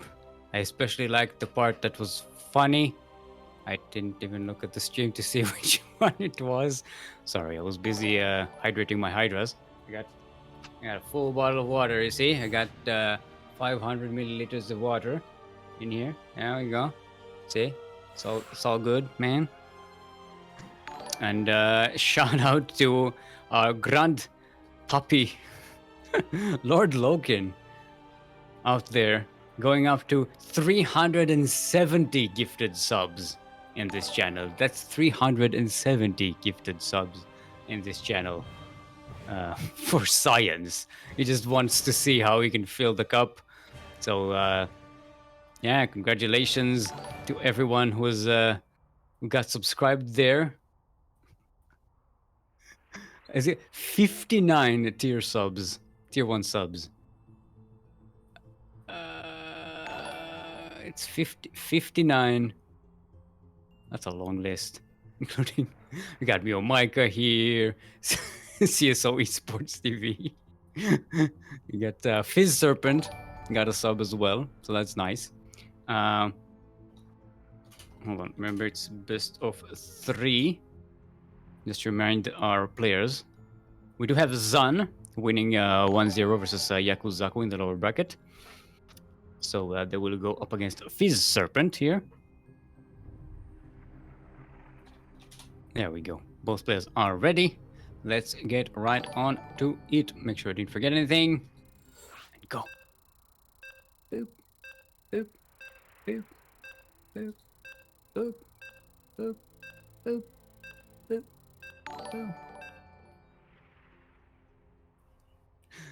boop. Wait, so I need 59 quacks. All right. What group? I'm waiting for. No, she didn't write anything. She stopped writing. Also, enjoy the next Streamlabs sound for the next hour. Okay, I'm not hearing. I don't hear the Streamlabs sound. I don't have it on me. Alright, everyone. Welcome to Romanticide LE, where love goes to die. LE, in case you did not know, stands for... not reading this off a list, of course. LE stands for... Larynx Earthquake. Larynx Earthquake. That's when there's an earthquake and your larynx is just like, it's all shaking. I have no idea what to do. Help me. Yes, in the southeast corner of the map. All the way from the land of Australia. But originally from Canada. It is our green Protoss. Give it up for FizzSerpent.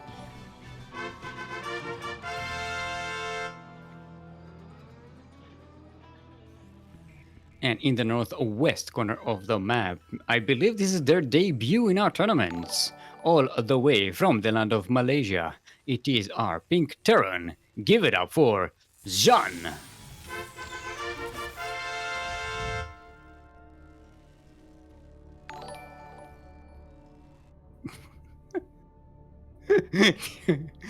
Okay, is the alert sound still going on? Is it just interrupting everything? I don't know how to mute it.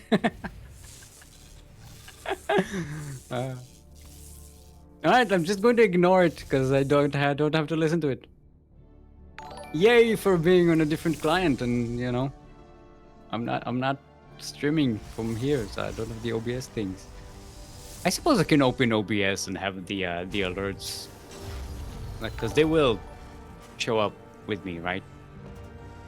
Like on my OBS, but then that means opening up OBS, and I haven't done that in a while, and to be honest, I'm afraid.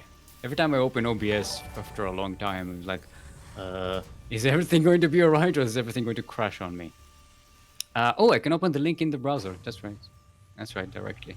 That's correct. Anyway, we have ourselves another PvT here. Opening up pretty similarly. Zan a little more careful, starting up with that safety bunker, sending a Marine out to scout for proxies. You know, playing a bit more careful than we saw Ryrik play earlier. Not Ryrik, RadAir.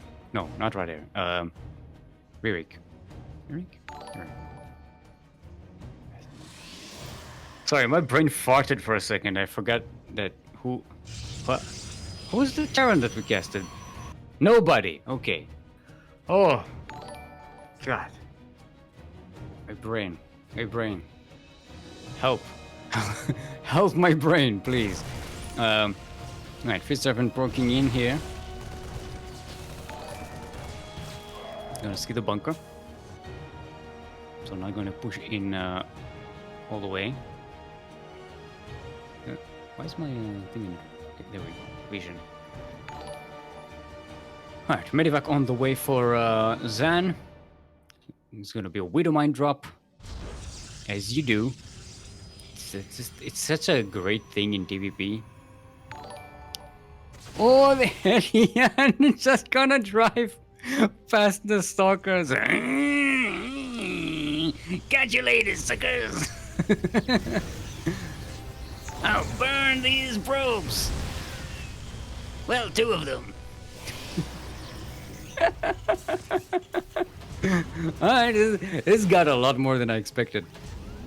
Alright, Widowmine drop. It's only 2 Widowmines, so nothing too crazy, but still has a lot of damage potential. Now with 2 webcams, we can see the ELE list. I have no idea what you're talking about. I do not have a list of words that start with L and a list of words that start with E at all. It doesn't exist. You are delusional.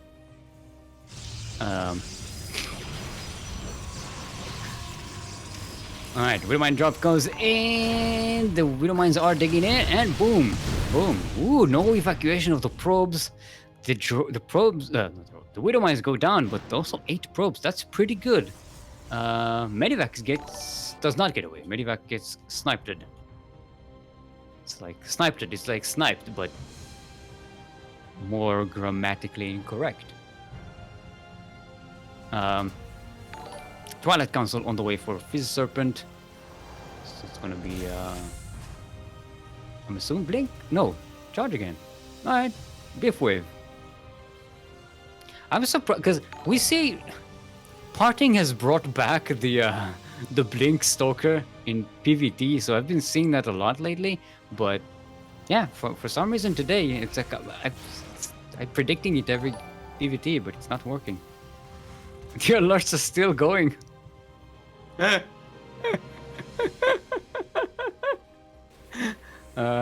Sorry everybody.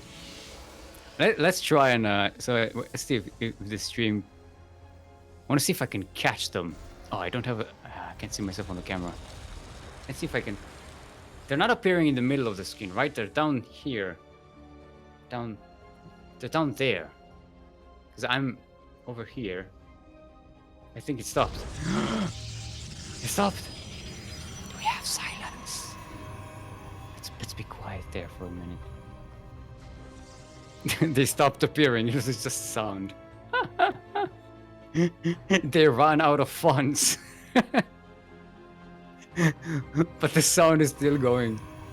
Alright, so FizzSerpent going with +1 weapon, +1 armor, charge lots. More gateways being made, a lot of shield batteries. They're going to be in a very nice defensive position here for a Terran push out, which isn't actually coming. The Terran is kicking back, sending out units to see what's what. All right, actually, there's the Terran push out. I don't know about this. Zhan has a couple of immortals, a bunch of stalkers. Only 1 sentry. I mean, a few more sentries would have been a lot more effective here, but even 1 is enough with the shield, Guardian Shield, and a well-placed force field or 2. But this is not a strong Terran army on this side of the map. Concussive Shells is about to finish, +1 is about to finish, so that's going to be very helpful.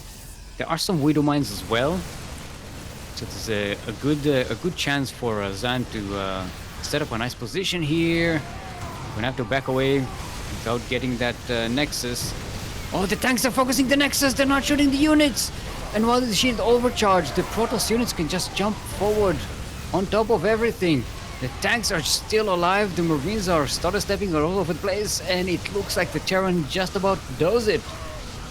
All the tanks are down, but some bios remain. Oh, actually, the bio. Riven, get out of here, boy! Oh, wait, the medivacs. They're circling down. They're hiding in the bottom of the map. This was a fake out. Jean did not retreat all the way back home. It's gonna be a drop into the main base of FizzSerpent, and there's a lot of empty space there for Zan to drop. So all in all, this was a decent attack by by Zan. Sorry, it's a good trade. Did not actually kill the third base, and I see there's a few probe kills, but nothing too crazy. But this multi-pronged follow-up might be the thing that's going to kill FizzSerpent if they are not careful. That said, FizzSerpent does have the upgrades now. They have kicked in. Immortals have been remade. There's some High Templars without Storm, but they are going to be turned into Archons. So this is going to be a proper beef wave here.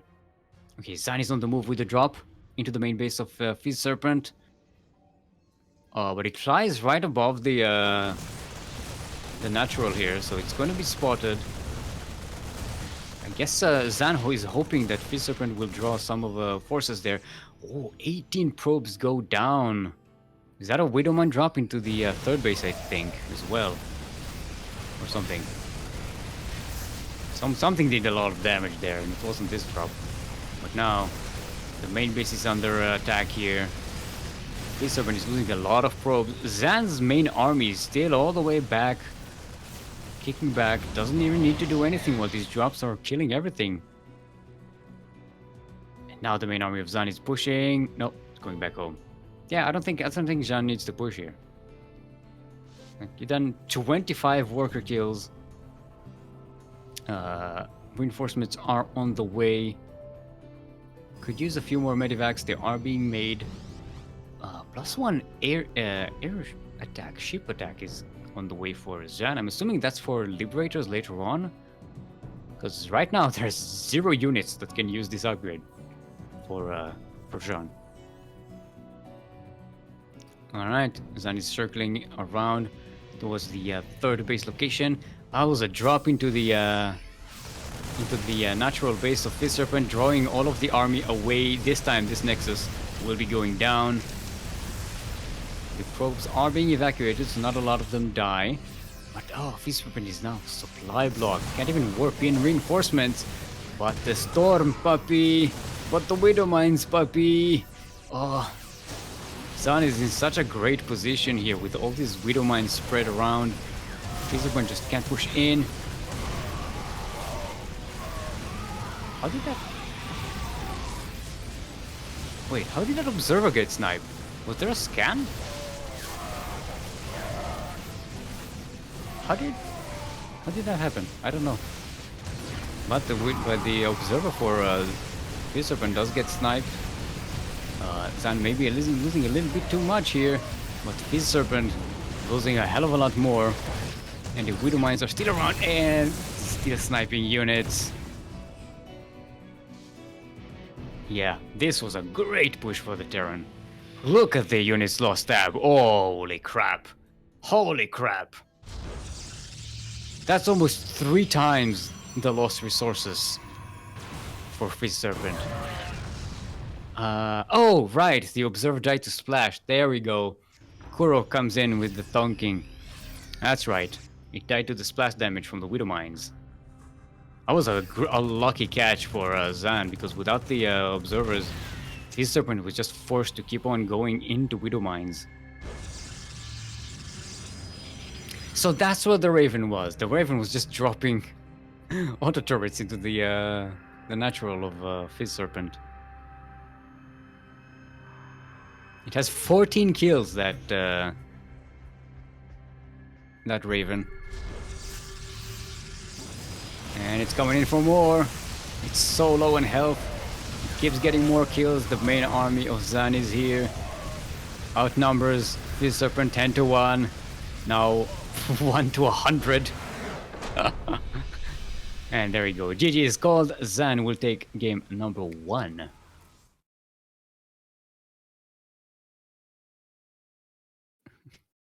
It's Slight's fault he was withholding information. About what? What conversation did I miss? Let's see what the next map is going to be. In the meantime, hydrate your hydras, everyone.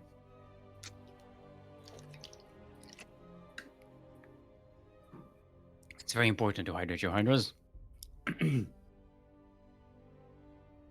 Lokin was asking if you can overflow the cup. Oh, did we actually overflow the cup? I we don't have the stream open. So it's on a delay, so it's still playing the game right now. I didn't get to catch whether we whether our cup runneth over or not.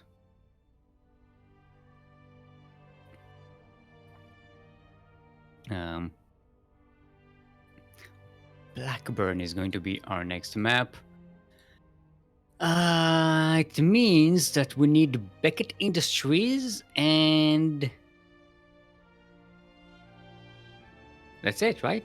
We just need Beckett Industries to complete the map bingo. And wait, it was Aus SG Aus, right? Yes, so SG now.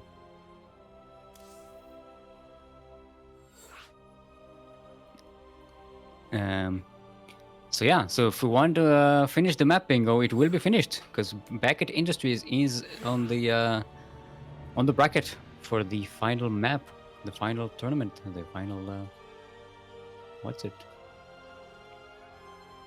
Alrighty. See if everybody is prepared.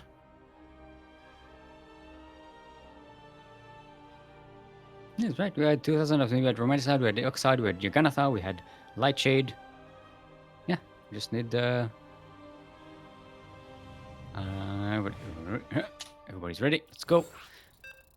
So we are going to have ourselves a fully finished map bingo today, and that means absolutely nothing. If you've been playing the map bingo, you win nothing for finishing the thing. It's just something that we play for the sake of me having things to say between series.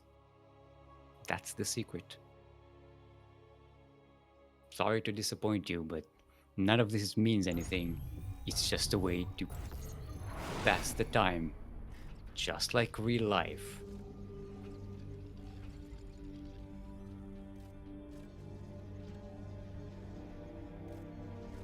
And we are on the map. We are on Blackburn. And everything is fine. We're not depressed. In the southwest corner of Blackburn, LE. LE, of course, almost forgot. LE stands for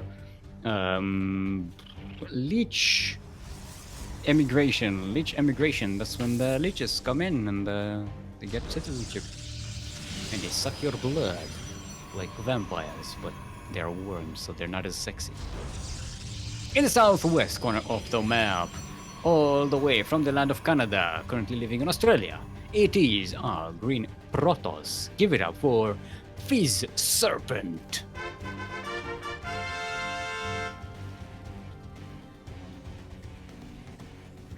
And in the southeast corner of the map, all the way from the land of Malaysia, making their debut in our tournaments here today, our pink Terran is in fact Zan. Keep going back and forth between Zan and Jean and Zan and Jen. All of the above can be correct, right? Yes, I've decided that yes, all of the above can be correct. Since I have no one to give me a full answer, I shall answer myself in the form of a question. Is it right though? Yes, it is.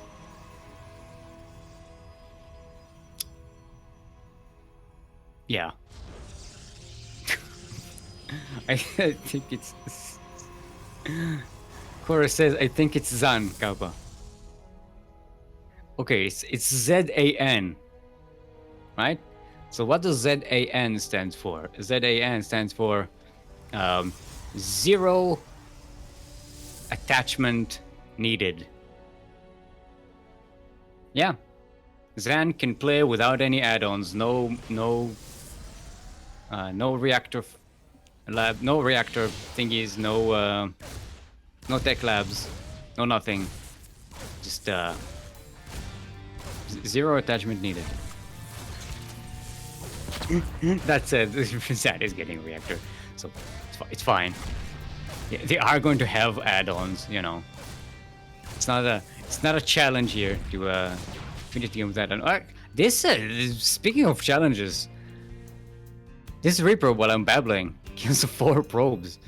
This is yeah, getting up there, getting, and a 5th one goes down on this side of the map. So this is already a pretty good start for our pink Terran.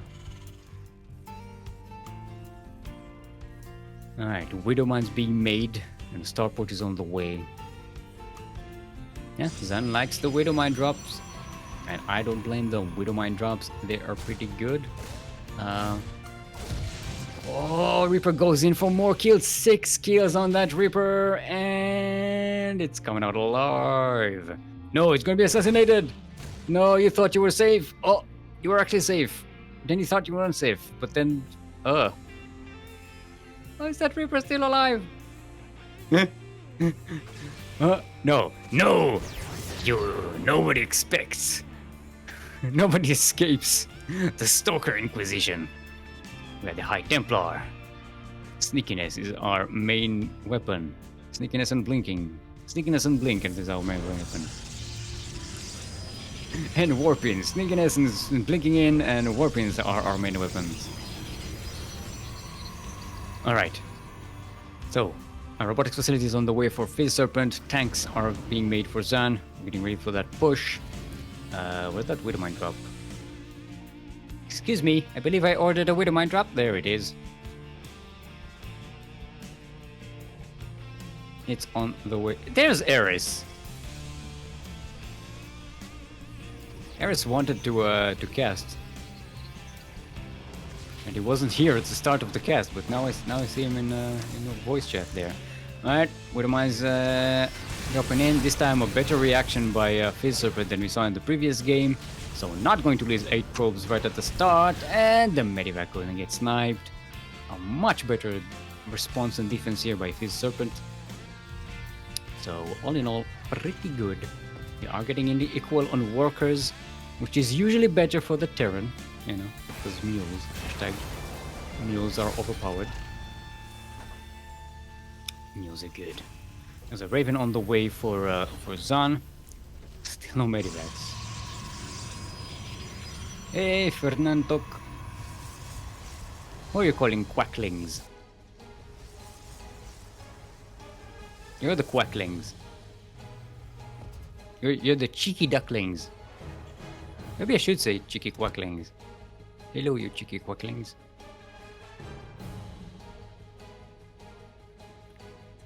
What? Zombies and nukes, basically like Fallout ghouls.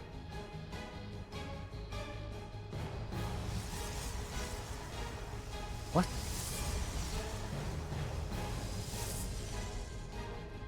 Oh, zombies and okay, there. Are you expecting me to remember things I said 5 minutes ago? Yeah, so that's another ZAN suggestions there by Yakuzaku. Zombies and nukes. I guess if you have infested Terrans, and if you infest a ghost, you should be able to use the nukes thingy, right? Yeah. I'm trying to think of other words that start with Z, and I'm coming up with 0, which is not helpful because I already used 0. Zoology. Okay, zoology. And no, we can't use N. Use N. Zoology, availability, neutrinos. Zoological available neutrinos. That's neutrinos that are part of the animal kingdom. They're doing their jobs, these neutrinos. Gosh darn it. Yeah. Doesn't mean anything. Alright, Zan is on the move. This observer is like, no, let me go, please. It actually escapes, which is nice. So nice to have some detection here, especially against these Widow Mines. There aren't a lot of them, there are only a couple of Widow Mines this time for Zan. Not as many as we saw in the push in the previous game. Alright. Zan is like double the armor supply of FizzSerpent right now. Everything is actually unsieged. Okay, now the tanks are sieging. The Widow Mines are at the back. Oh, this is just a massacre of zealots. Nice Widow Mine shot there. Everything gets deaded. FizzSerpent is basically armyless right now. This is a great anti-timing just before charge is finished, just before +1 is finished for FizzSerpent. Third base is going to go down. All these probes cannot escape the tank line. And this can just swivel into attacking the natural base. Probes are being pulled. One tank gets sniped, but the other tank is just defended by Widow Mines. There's so much bio here. It's on full health, getting stimmed. One lone immortal is there. GG is called, and Zan will be moving ahead to the finals of today's Sea Duckling Open, the number 106. See, I did not even have to look. Hold on. Woo! Yeah! Yeah! This is messing up the focusing of the camera. I need to like do it a little farther, but then it just collides with the microphone here. So when I need to do it like maybe I do like this. Yeah, there we go. Woo! GG! Alrighty then.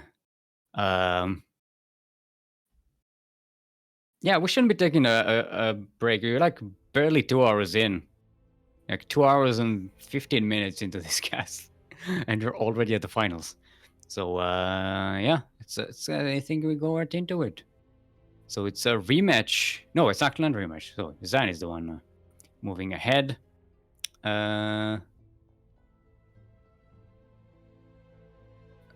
Let's get... Where's the Ryrik? I cannot find the Ryrik. They're not in chat. Let's ping them on Discord. If they are in. Ryrik.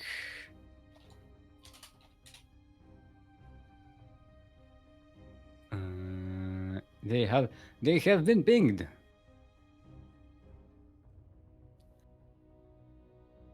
What? Koro was typing something and then she stopped typing. She just nah. I'm not gonna say anything. Which makes me feel very judged. Makes me feel like she was about to say something and then it was like, nah, let's leave the poor old man alone.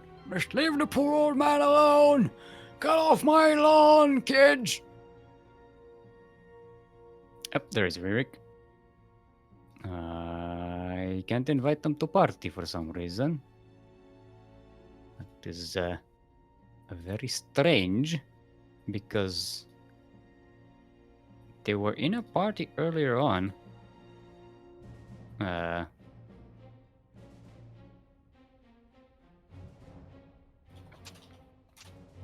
That is odd.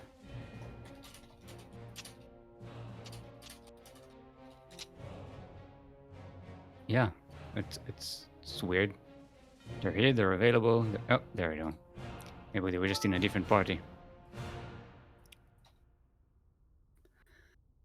All right, so this is the final match. Now, this is going to be a best of 5.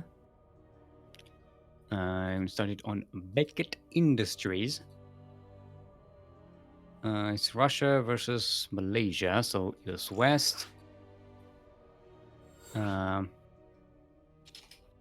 Is best of 5 with 1 point for Ryrik. Huh. So as the winner of the upper bracket, Ryrik will be starting it at 1-0. Alrighty then. Okay, Ryrik is asking for another couple of minutes, so we'll take this time to remind you that we have a Patreon page, ! Patreon in chat. We'll send you that link. Go there. Click the things you need to click and pledge to support the CranKy Ducklings with $5 per month or more, and you will get access to our subscribers only chat in Discord, where you will also have a voice chat only for subscribers, and you can hang out with the CranKy Ducklings and play team games with us and such, and help Yakuzaku with his homework, and replay packs. That's right, you get replay packs from the many tournaments that we are either organizing or are involved in any way, and we have permission to share their replays. It's a pretty good deal. You know, we have some pretty high players, especially from Grand Platypus Open, you know, which last Wednesday featured all of the Zergmuda Triangle and Demi. So all the graphic from the Zergmuda Triangle was there in the tournament. The Zergmuda Triangle, we had the Zergmuda Triangle finals, which was awesome. It's Mio Maika, Gogo Joey, and Ender. So, you know, if you're a Zerg player and you don't want these replays, I don't know what to tell you. You just gotta. Alright, both players are ready. So let's get right on to it. To the final match of today's Sea Duckling Open. By the way, for all of you who've got gifted subs, forgot to mention, you have access to all of these benefits as well. You know, go to our Discord, connect Discord with your Twitch account, and you get replay packs. We post them on the subscribers only chat there, and you get all these replay packs, and they are awesome.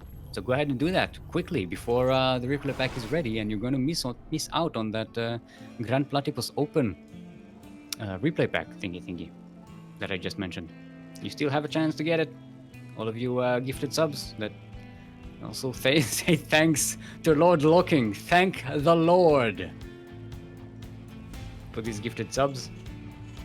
As we are on, you can see past. Oh, you can see past the past packs. You can see the past packs, because they are in chat on the subscribers. But look, I was trying to get people to like, you know, get connected. I was trying to encourage them. So it was a call for action. Get with the program. Where was I? Beckett Industries, LE, Beckett Industries, the suppliers of many services and an incubator for all kinds of ideas within the Cthulhu sectors. They are the think tank that came up with the idea of a proxy Tempest. It used to be great, and then it wasn't. And now we all just want to see it, but we know it's not that good. In the northeast corner of the map, all the way from the lands of Malaysia, working on being a royal rotor in our tournaments, give it up for our pink Terran. It is Zhan.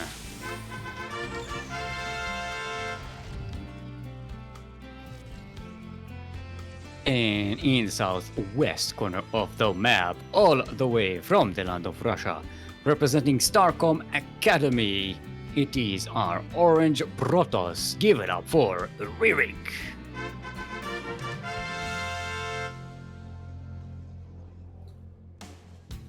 Now, last SDO, Ryrik finished up third, going down in the lower bracket to Kuschelbunny.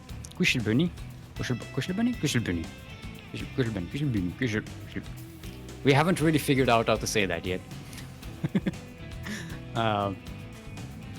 Yeah, so that was a fun tournament there. This time Ryrik showing up that they have what it takes to be a prominent SDO player here. I like that. That's just, as soon as Nihongo graduates SDO, there's like I have a teammate to replace me. Just and it's a different player from Russia. It's not a Terran, so, you know, you can't have everything, but, you know, it's a good replacement. All right, so Ryrik going with the Twilight Council. Jean going with a 3 racks. Oh, yeah. Oh, mama. Yes. Now, this is a quick rush distance map, remember? And it looks like Ryrik is going to try and play it somewhat safe, getting in the shield batteries. Did not scout the other barracks age just yet, but I'm assuming they kind of know about it. That charge is already started. So, I'm going to be relying on some tier 1 units here. Gas has stopped. Ryrik has stopped taking gas. That's right. That robotics facility is only for a warp prism, and it's going to be warp prisms and charge lots all the way. We are at tier 1 heaven right here. It's Zealots versus Marines. Do we even have any tech labs on the? Oh, we do have tech labs for the upgrades. But now some marauders are being joined in as well, which is going to be helpful against the charge once they have concussive shells. This is going to be awesome. There's the gateway explosion for Ryrik. 8 gateways on top of the one that's already there. So it's going to be 9 warp gates on 1 pylon. Oh, and actually, there's a backup pylon. Never mind. This is just on 1 pylon there. The Kuroiest of all the Kuro pylons. It's been so long since we saw... Yeah, this was also a Kuro pylon over there at the robotics facility. For those who don't know, Kuro pylon is one of those pylons that if you take it down, all of your production just gone.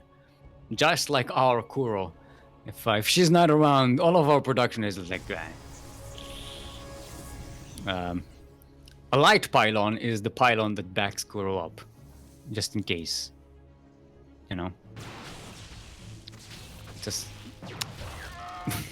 this Marine just coming around saying, nope, I'm gonna run sideways. Dies. Alright, the Warp Prism is out. Zan is also moving out. They are going to be clashing at the Terran base here. At the ramp. This is a great choke point for Zan, actually. Not filling up the bunker even. And another wave of Zealots.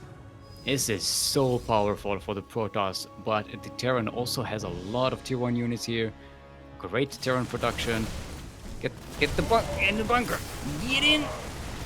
All right, Terran Marines and they're all surrounded. There's no splash damage for the Terran, and just so many charge lots. Reinforcements for Zan are too far away. There's a warping in the main on the production of Zan, and Ryrik does it. This is death.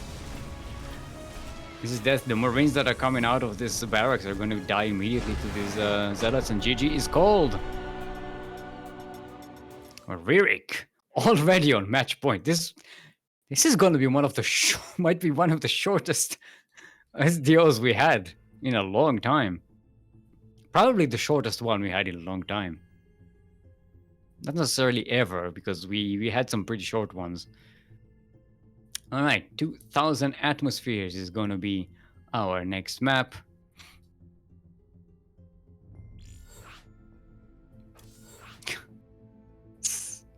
This map, this is why like people don't like this map. It's such an opening for stuff that people don't like.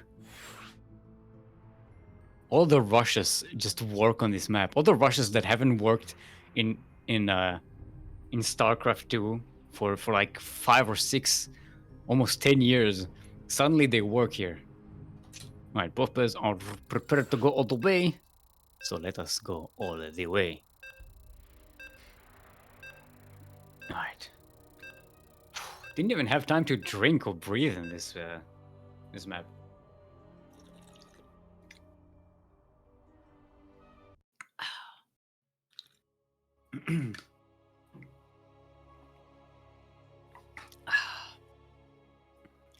All right, everyone. Welcome to 2000 atmospheres. In space.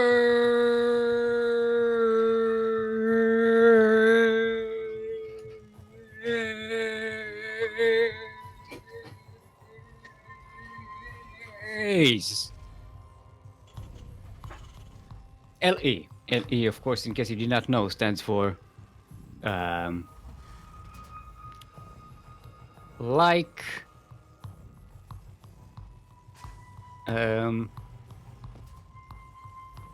electricity. Like electricity. That's when you your cell phone goes on vibrating like bzzzt, like ugh, and you get shocked, but it's not really a shock, an electrical shock. It's like electricity. Yep. In the southwest corner of the map, proxying on the other side of the map, it is our pink Terran, all the way from the lands of Malaysia. Give it up for Zan!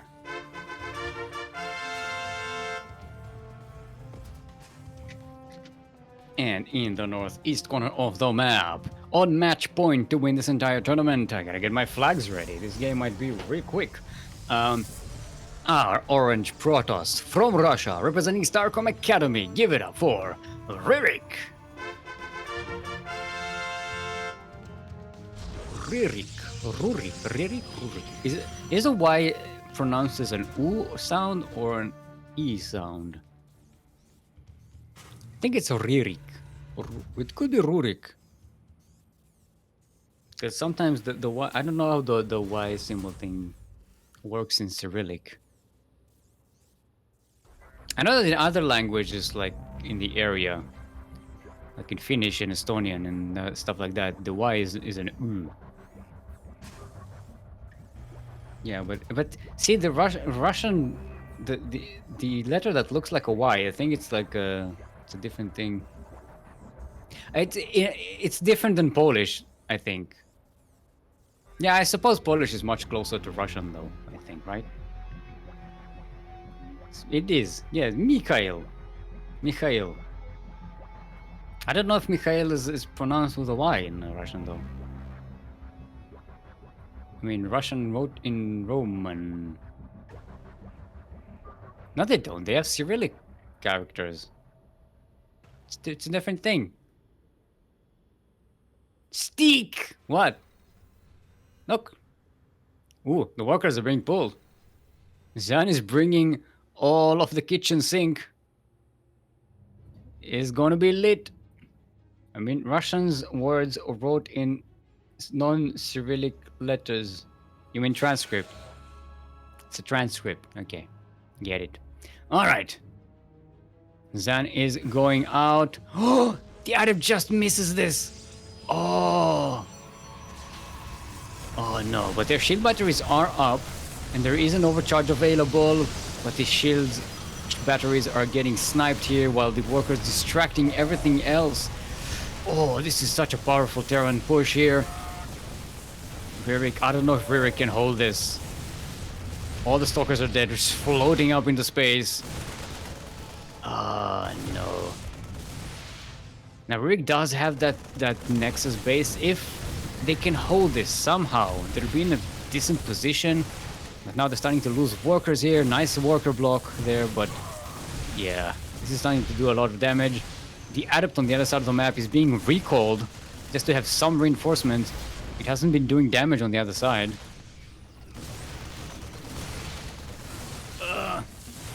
Alright, so there's a body block here to prevent the Terran units from retreating, but more reinforcements are coming in. GG is cold, and Zan will not be living this tournament without a point on the board in these finals. We have ourselves a 2-1.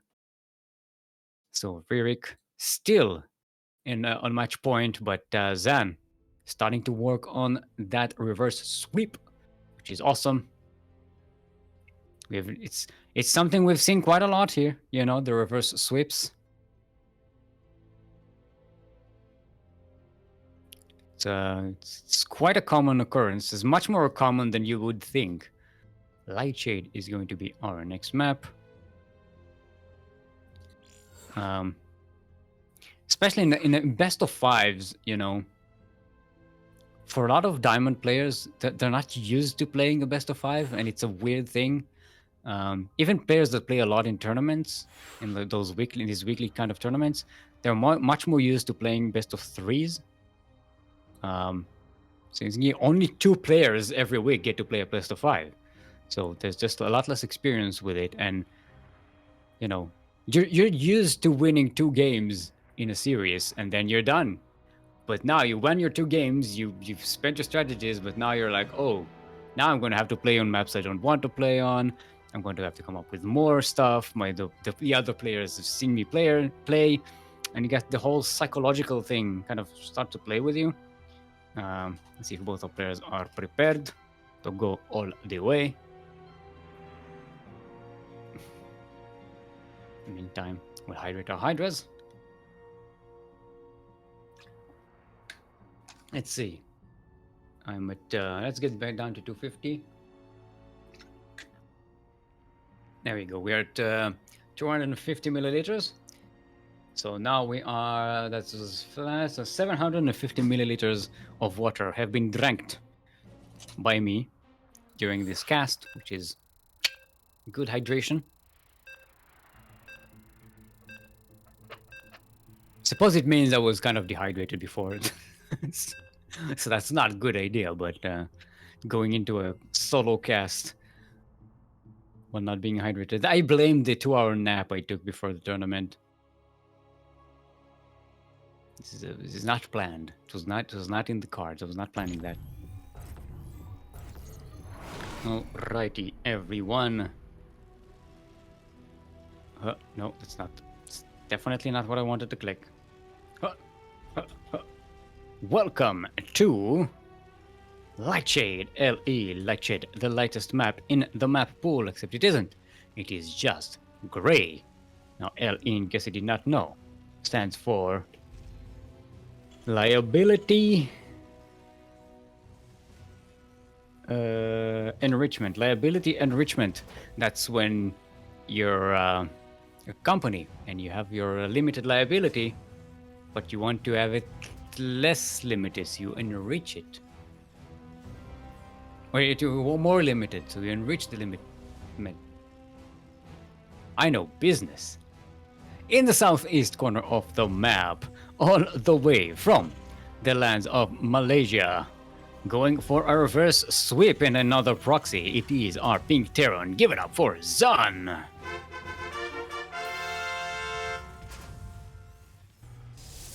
And in the northwest corner of the map, all the way from the land of Russia, representing Starcom Academy, give it up for our orange Protoss. On match point, it is Ryrik. Alright, LIA, Ranger in chat, and Eris cheering for Zan. All these fellow Malaysians. Malaysianists.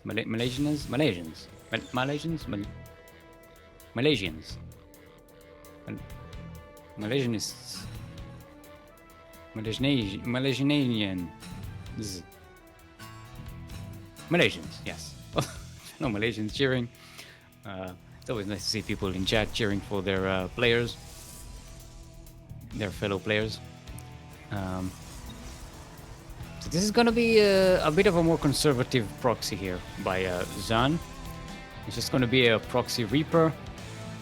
There is a factory being made at home, so it's nothing too crazy. Just the Reaper getting in here early before there's an Adept available to defend against it. There is a Zealot though, so it can't just walk around. It's gotta be careful. Gotta kite. Alright, might get caught here by the Stalker. No, it actually gets away. And this barracks is now just being back. I'm wondering if this is just going to be Zan going into mech here. I think that barracks just float out there for... Yeah, there it is. There's another factory. This pylon. Oh, Funara pylon. Funara probe. You can sneak up on that. Did they... Okay, so Ryrik saw the second factory and sees the barracks just floating here. So this is a good tells that you're against the mech. I say good tells. You see the other factory, it's kind of a, you know, it's a definite scout, you know. It's not, yeah, there's no assumption there. We're going with a Twilight Council. And a robotic facility, which is good, you know, give you that beef you need to go up against mech. It does mean that Ryrik has some time, because Mech Terran takes a while to build up, unlike Biomech. It has that big, strong Terran push getting into the mid game. Terran Mech doesn't quite have that. It does have that Cyclone here to snipe units. The Stalker just gonna get in there to chase that Cyclone. It's not a good idea. Ooh, 2 Cyclones getting lock on. Yeah, that Stalker is toast. It's gonna be charge for Ryrik. Steelmold is business. What? Oh right, I said I know a lot about business. I don't. At all. I'm actually really bad at kind of business decisions and money making. Really not my thing. Alright, we're getting some more gateways here. Just going to respond to the mech with just a lot of charge loads. I think Ryrik might go for the offensive here. I mean, charge loads are really not bad. It also depends on what style of mech Zan is going for, and it looks like it's going to be just Cyclones, like mass Cyclones. Like a total clown fiesta here. Gonna need the Thomas the Tank Engine music going on.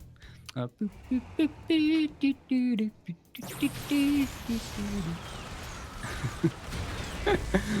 this is so much damage. These lock-ons with the laser eyes. It just lock on something, they kill it, and they run away before they can get hit back. And you get a lock on, and you get a lock on, and you get a lock on. Oh yeah. This is some proper Terran clowning here. All the Cyclones go back home. Well, actually, no, one died. And more laser-eyed Cyclones being made 2 at a time. This is, and the barracks is on the other side, just scouting Ryrik's base. This is just in your face. The opposite of an observer, but still doing the same thing. It's like a Terran overlord. It's the barracks. That's one big observer, yeah. It's a big one. Oh, and Widowmine! Widowmines are not ready yet. But the Cyclones just lock onto the charge lots and kite them away. Oh, the Widowmines are digging. Oh, they might actually kill a friendly fire here, but alright, Ryrik is getting some worker kills at least here. That's not bad, but the Cyclones are pretty good against these charge lots as they cut them away. As long as you control them pretty well, it should be okay. Yeah. This may not go well for Ryrik. How many gateways do we have? We have 10 gateways. So 10 charge lots warped in at a time. Now Ryrik going to try and outmaneuver the Cyclones. Going to warp into the main base here. While sending 3 other charge lots into the natural. But gets the warp prism sniped. And this is... oh, this is not good. This is just not enough. It's doing some worker damage, but yeah, look at the army supply. We're gonna try and stay in the game, get an immortal, drone up a little bit, get shield batteries. But Cyclones are pretty mobile siege weapons with the lock-on upgrade, the Magfield accelerator upgrade. I get the Widowmine tunneling claws as well. It's gonna be Widowmines and Cyclones. This is when I thought it couldn't be more clownier than this. You add the Widowmines along, and the Liberator as well. Going to sneak around here. is that Ryrik just doesn't have anything to deal with this. There's nothing that shoots up for Ryrik. This is gonna force Stalker Warpins that Ryrik cannot afford right now. Can't even afford to warp in any Stalkers. And not evacuating these probes and just now there are a lot of shield batteries here. There's a shield overcharge available. There is an immortal as well. So the game isn't over for Ryrik just yet. As long as Zan is playing carefully, he should be pretty good kiting these zealots into the Widow Mines. Ryrik is left with not much to do with. Yeah, and there's the Liberator just sitting up there. There's just one Stalker that's available to shoot up. Okay, now 2 Stalkers, but yeah. Too many Cyclones are just left here. And there are more being made at home for Zan. That said, Ryrik is still holding. Somewhat. The Liberator goes down. Can't really do anything about the Widow Mines. The Immortal gets sniped. The War Prism gets sniped. Yeah, this should be it for Ryrik in this game. We are going to have ourselves an ace match in this series. Yeah. 1 army supply to 64. There we go. GG's called.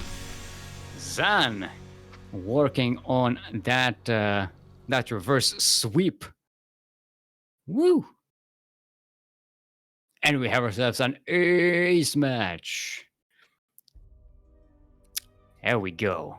That's what up. Sorry, got burpy there for a second. I was gonna say, before I was interrupted by myself, that's what I like to see. I'm good old. Sorry. If we're gonna get burpy here, this is gonna be a very tough cast. This is what happens when I drink too much water. Alright, Romanticide is going to be our next map. Are we done with the burps? Thank you. Hopefully, we're done.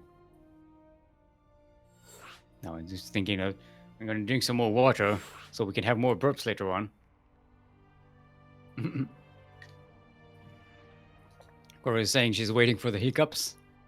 Yeah. That wasn't a real hiccup, that was a fake one. For effect.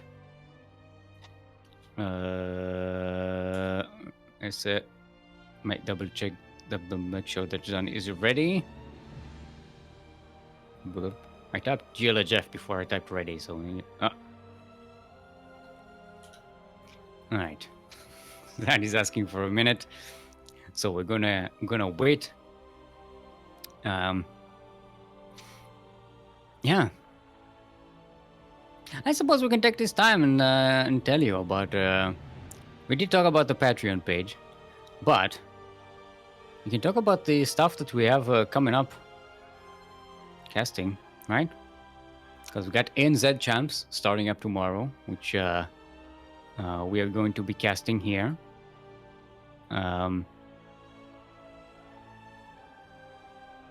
It's right here. We are casting it right? Or is it already the main cast? Is it the main cast tomorrow, or is it? Oh, it's the main cast. Okay, so Light is going to be casting it, not us. Yeah, that's gonna be hype. It's it's tomorrow at I'm calculating. Not in 24 hours. 24 minus 5. It's 19 hours. 5 p.m. KST. Definitely check it out. I'm going to be there in chat. Like I was saying about the Australian players and the Australian casters, NZ Champs, the main cast, is, if you haven't watched the last one, it was amazing. This is really great. We got some amazing casters, including our very own Light VIP, who is the admin of this tournament right now that we are casting, and our team captain. All right, everybody's ready. And let's get right into the S match. This is the final game of today. So definitely catch NZ Champs tomorrow.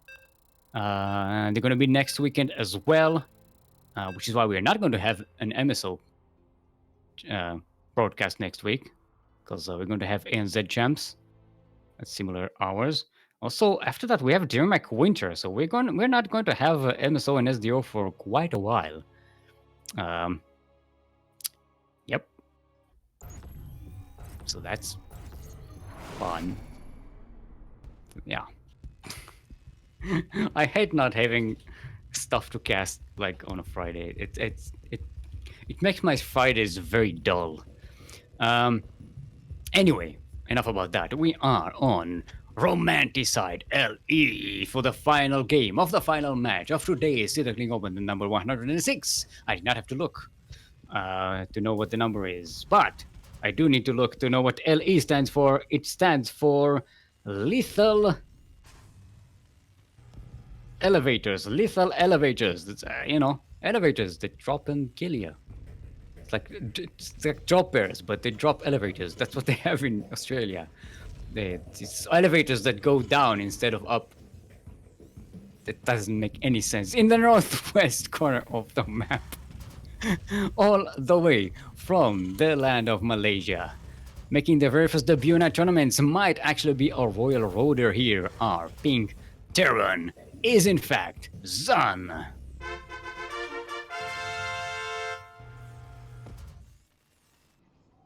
And in the southeast corner of the map, a Russian Protoss. In the orange, representing Starcom Academy, it is Ryrik. Yeah, Koro is asking, wait, do your elevators only go up? And I realized that when I was talking, just halfway when I was talking about it, and I just realized it doesn't make any sense, and hence why I abandoned that path. Oh, it's a quick factory here from Zan, but Ryrik does count it, so it's nice to know. What else was I saying? I wanted to say something else and I forgot about it. So they're both sideways 2 and 2, working on that ace match. Only one will be the victor here. I'm assuming neither of them is called Victor, but Victor is not as common a name nowadays as it used to be. Yeah, I know quite a few Victors in my days. It was a popular name back in a couple of decades ago. I think it's sad to put Ducklings on hold for the bigger tier events. I understand though. Yeah, look, FizzSerpent, we have to let these other events, have an opportunity to get bigger in the scene. We can't take all the spotlight, Not everyone is as an established and big event such as ours. You have to let them. You have to let them shine sometimes. You have to. It's a collaborative community of esports here. That's what I like about the StarCraft scene. We don't just fight over time slots and everything. We respect one another and respect the existence of other tournaments and other organizations.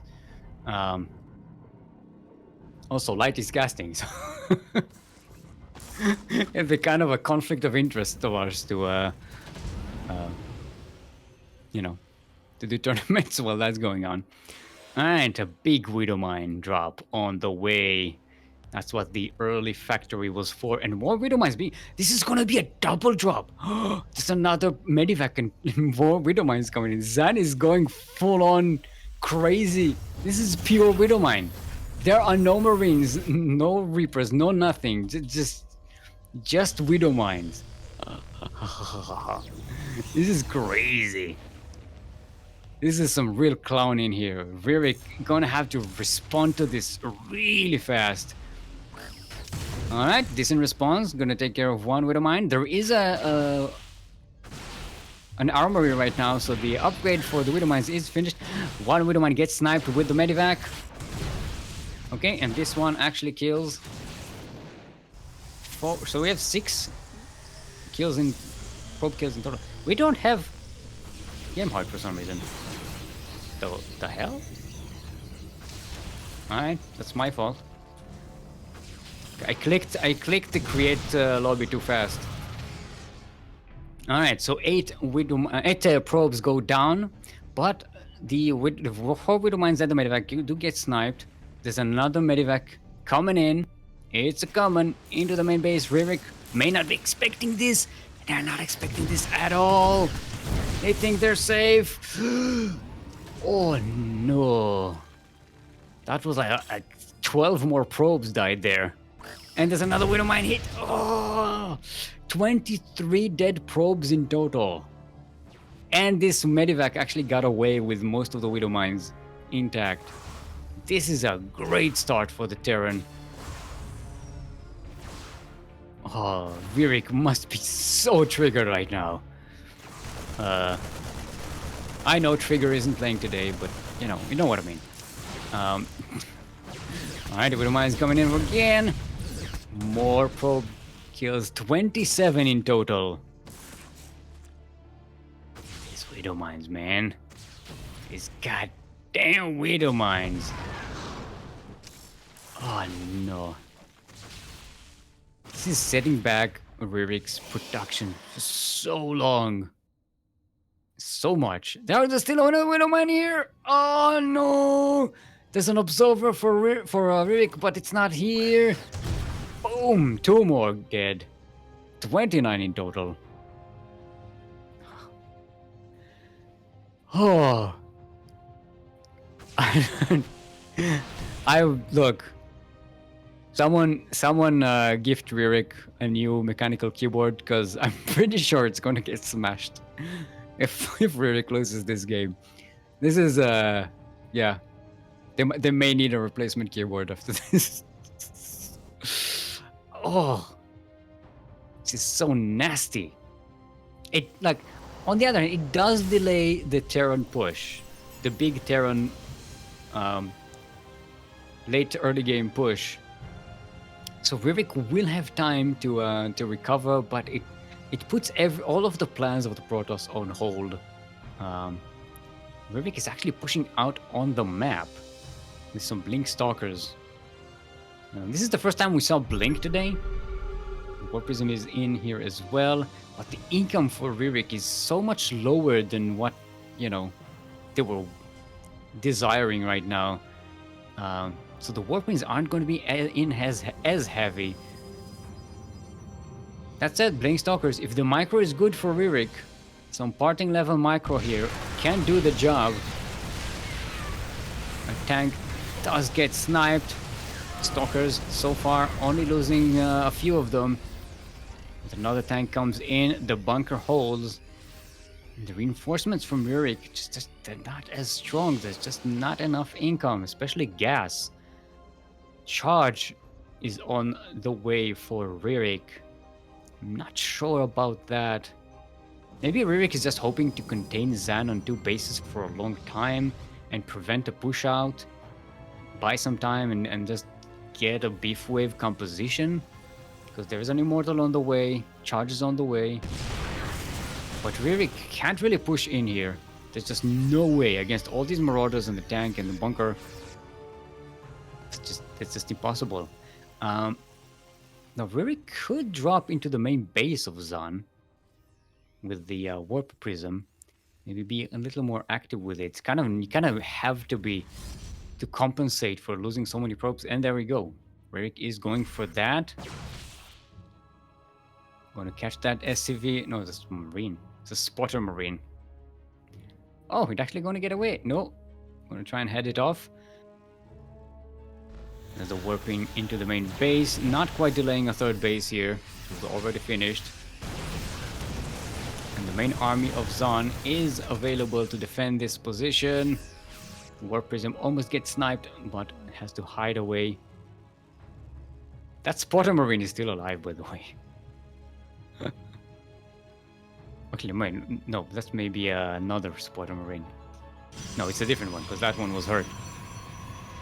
Alright, so Ryrik going for a 3rd base.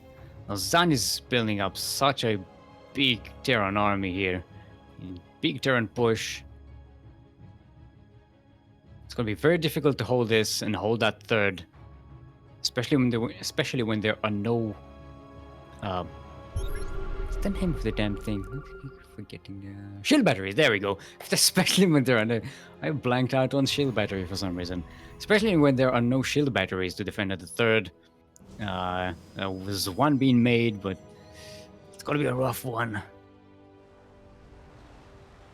All right, Zan is pushing in. We have a couple of tanks, 3 of them. No Widow Mines this time, but there are a lot of Marauders. They do have concussive shell. Immortals coming into the front and they get concussive shelled immediately, so they can't back away. They get sniped.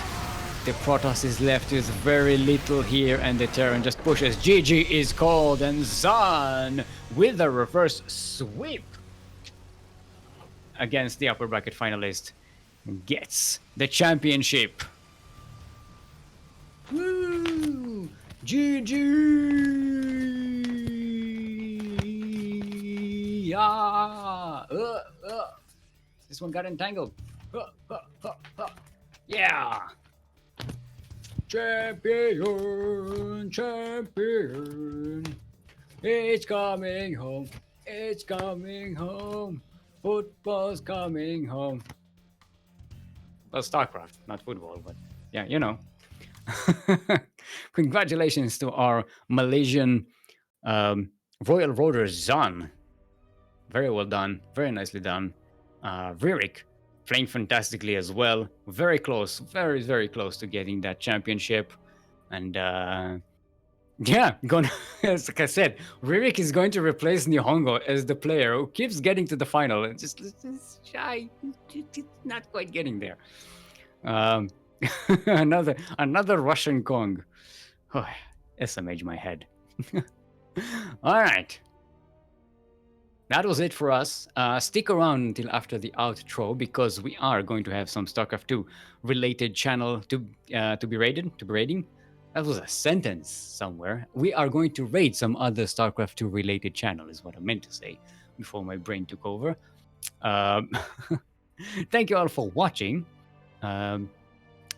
Please subscribe to our channel. Exclamation point Patreon in chat. If you want to support us on Patreon, join us on the Discord. Even if you don't support us on either of these, but definitely if you do, because you're going to get some replay packs from this. Our next broadcast, like I said before, is going to be the Grand Platypus Open. No, actually, no. It's going to be Battle of the Americas on Sunday. But tomorrow, tune in to NZ Champs. It's going to be on the Australia ESL channel. That's ESL Australia, AUS ESL. And I think it's also going to be on the main ESL channel as well. We usually broadcast on them both. Definitely check it out. It's going to be fantastic. Definitely recommend. On his back. They're very much appreciated. Especially our players who are actually getting paid in our team. That's their salaries there. It's gonna be great. Also I am Steelmold, still like the metal. More like the thing you put the metal in so that it retains its shape when it cools down. And you can find me on twitch.tv/Steelmold. That is twitch.tv/Steelmold. Or on Twitter, that's at Steel_mold. Steel_mold. Go ahead and at me on Twitter. It means nothing. It's just good for the statistics. Thank you all for watching. We love you. Have a great weekend. Work on your games. Work on your weaknesses. Work on your strengths. Get good and prosper. Goodbye.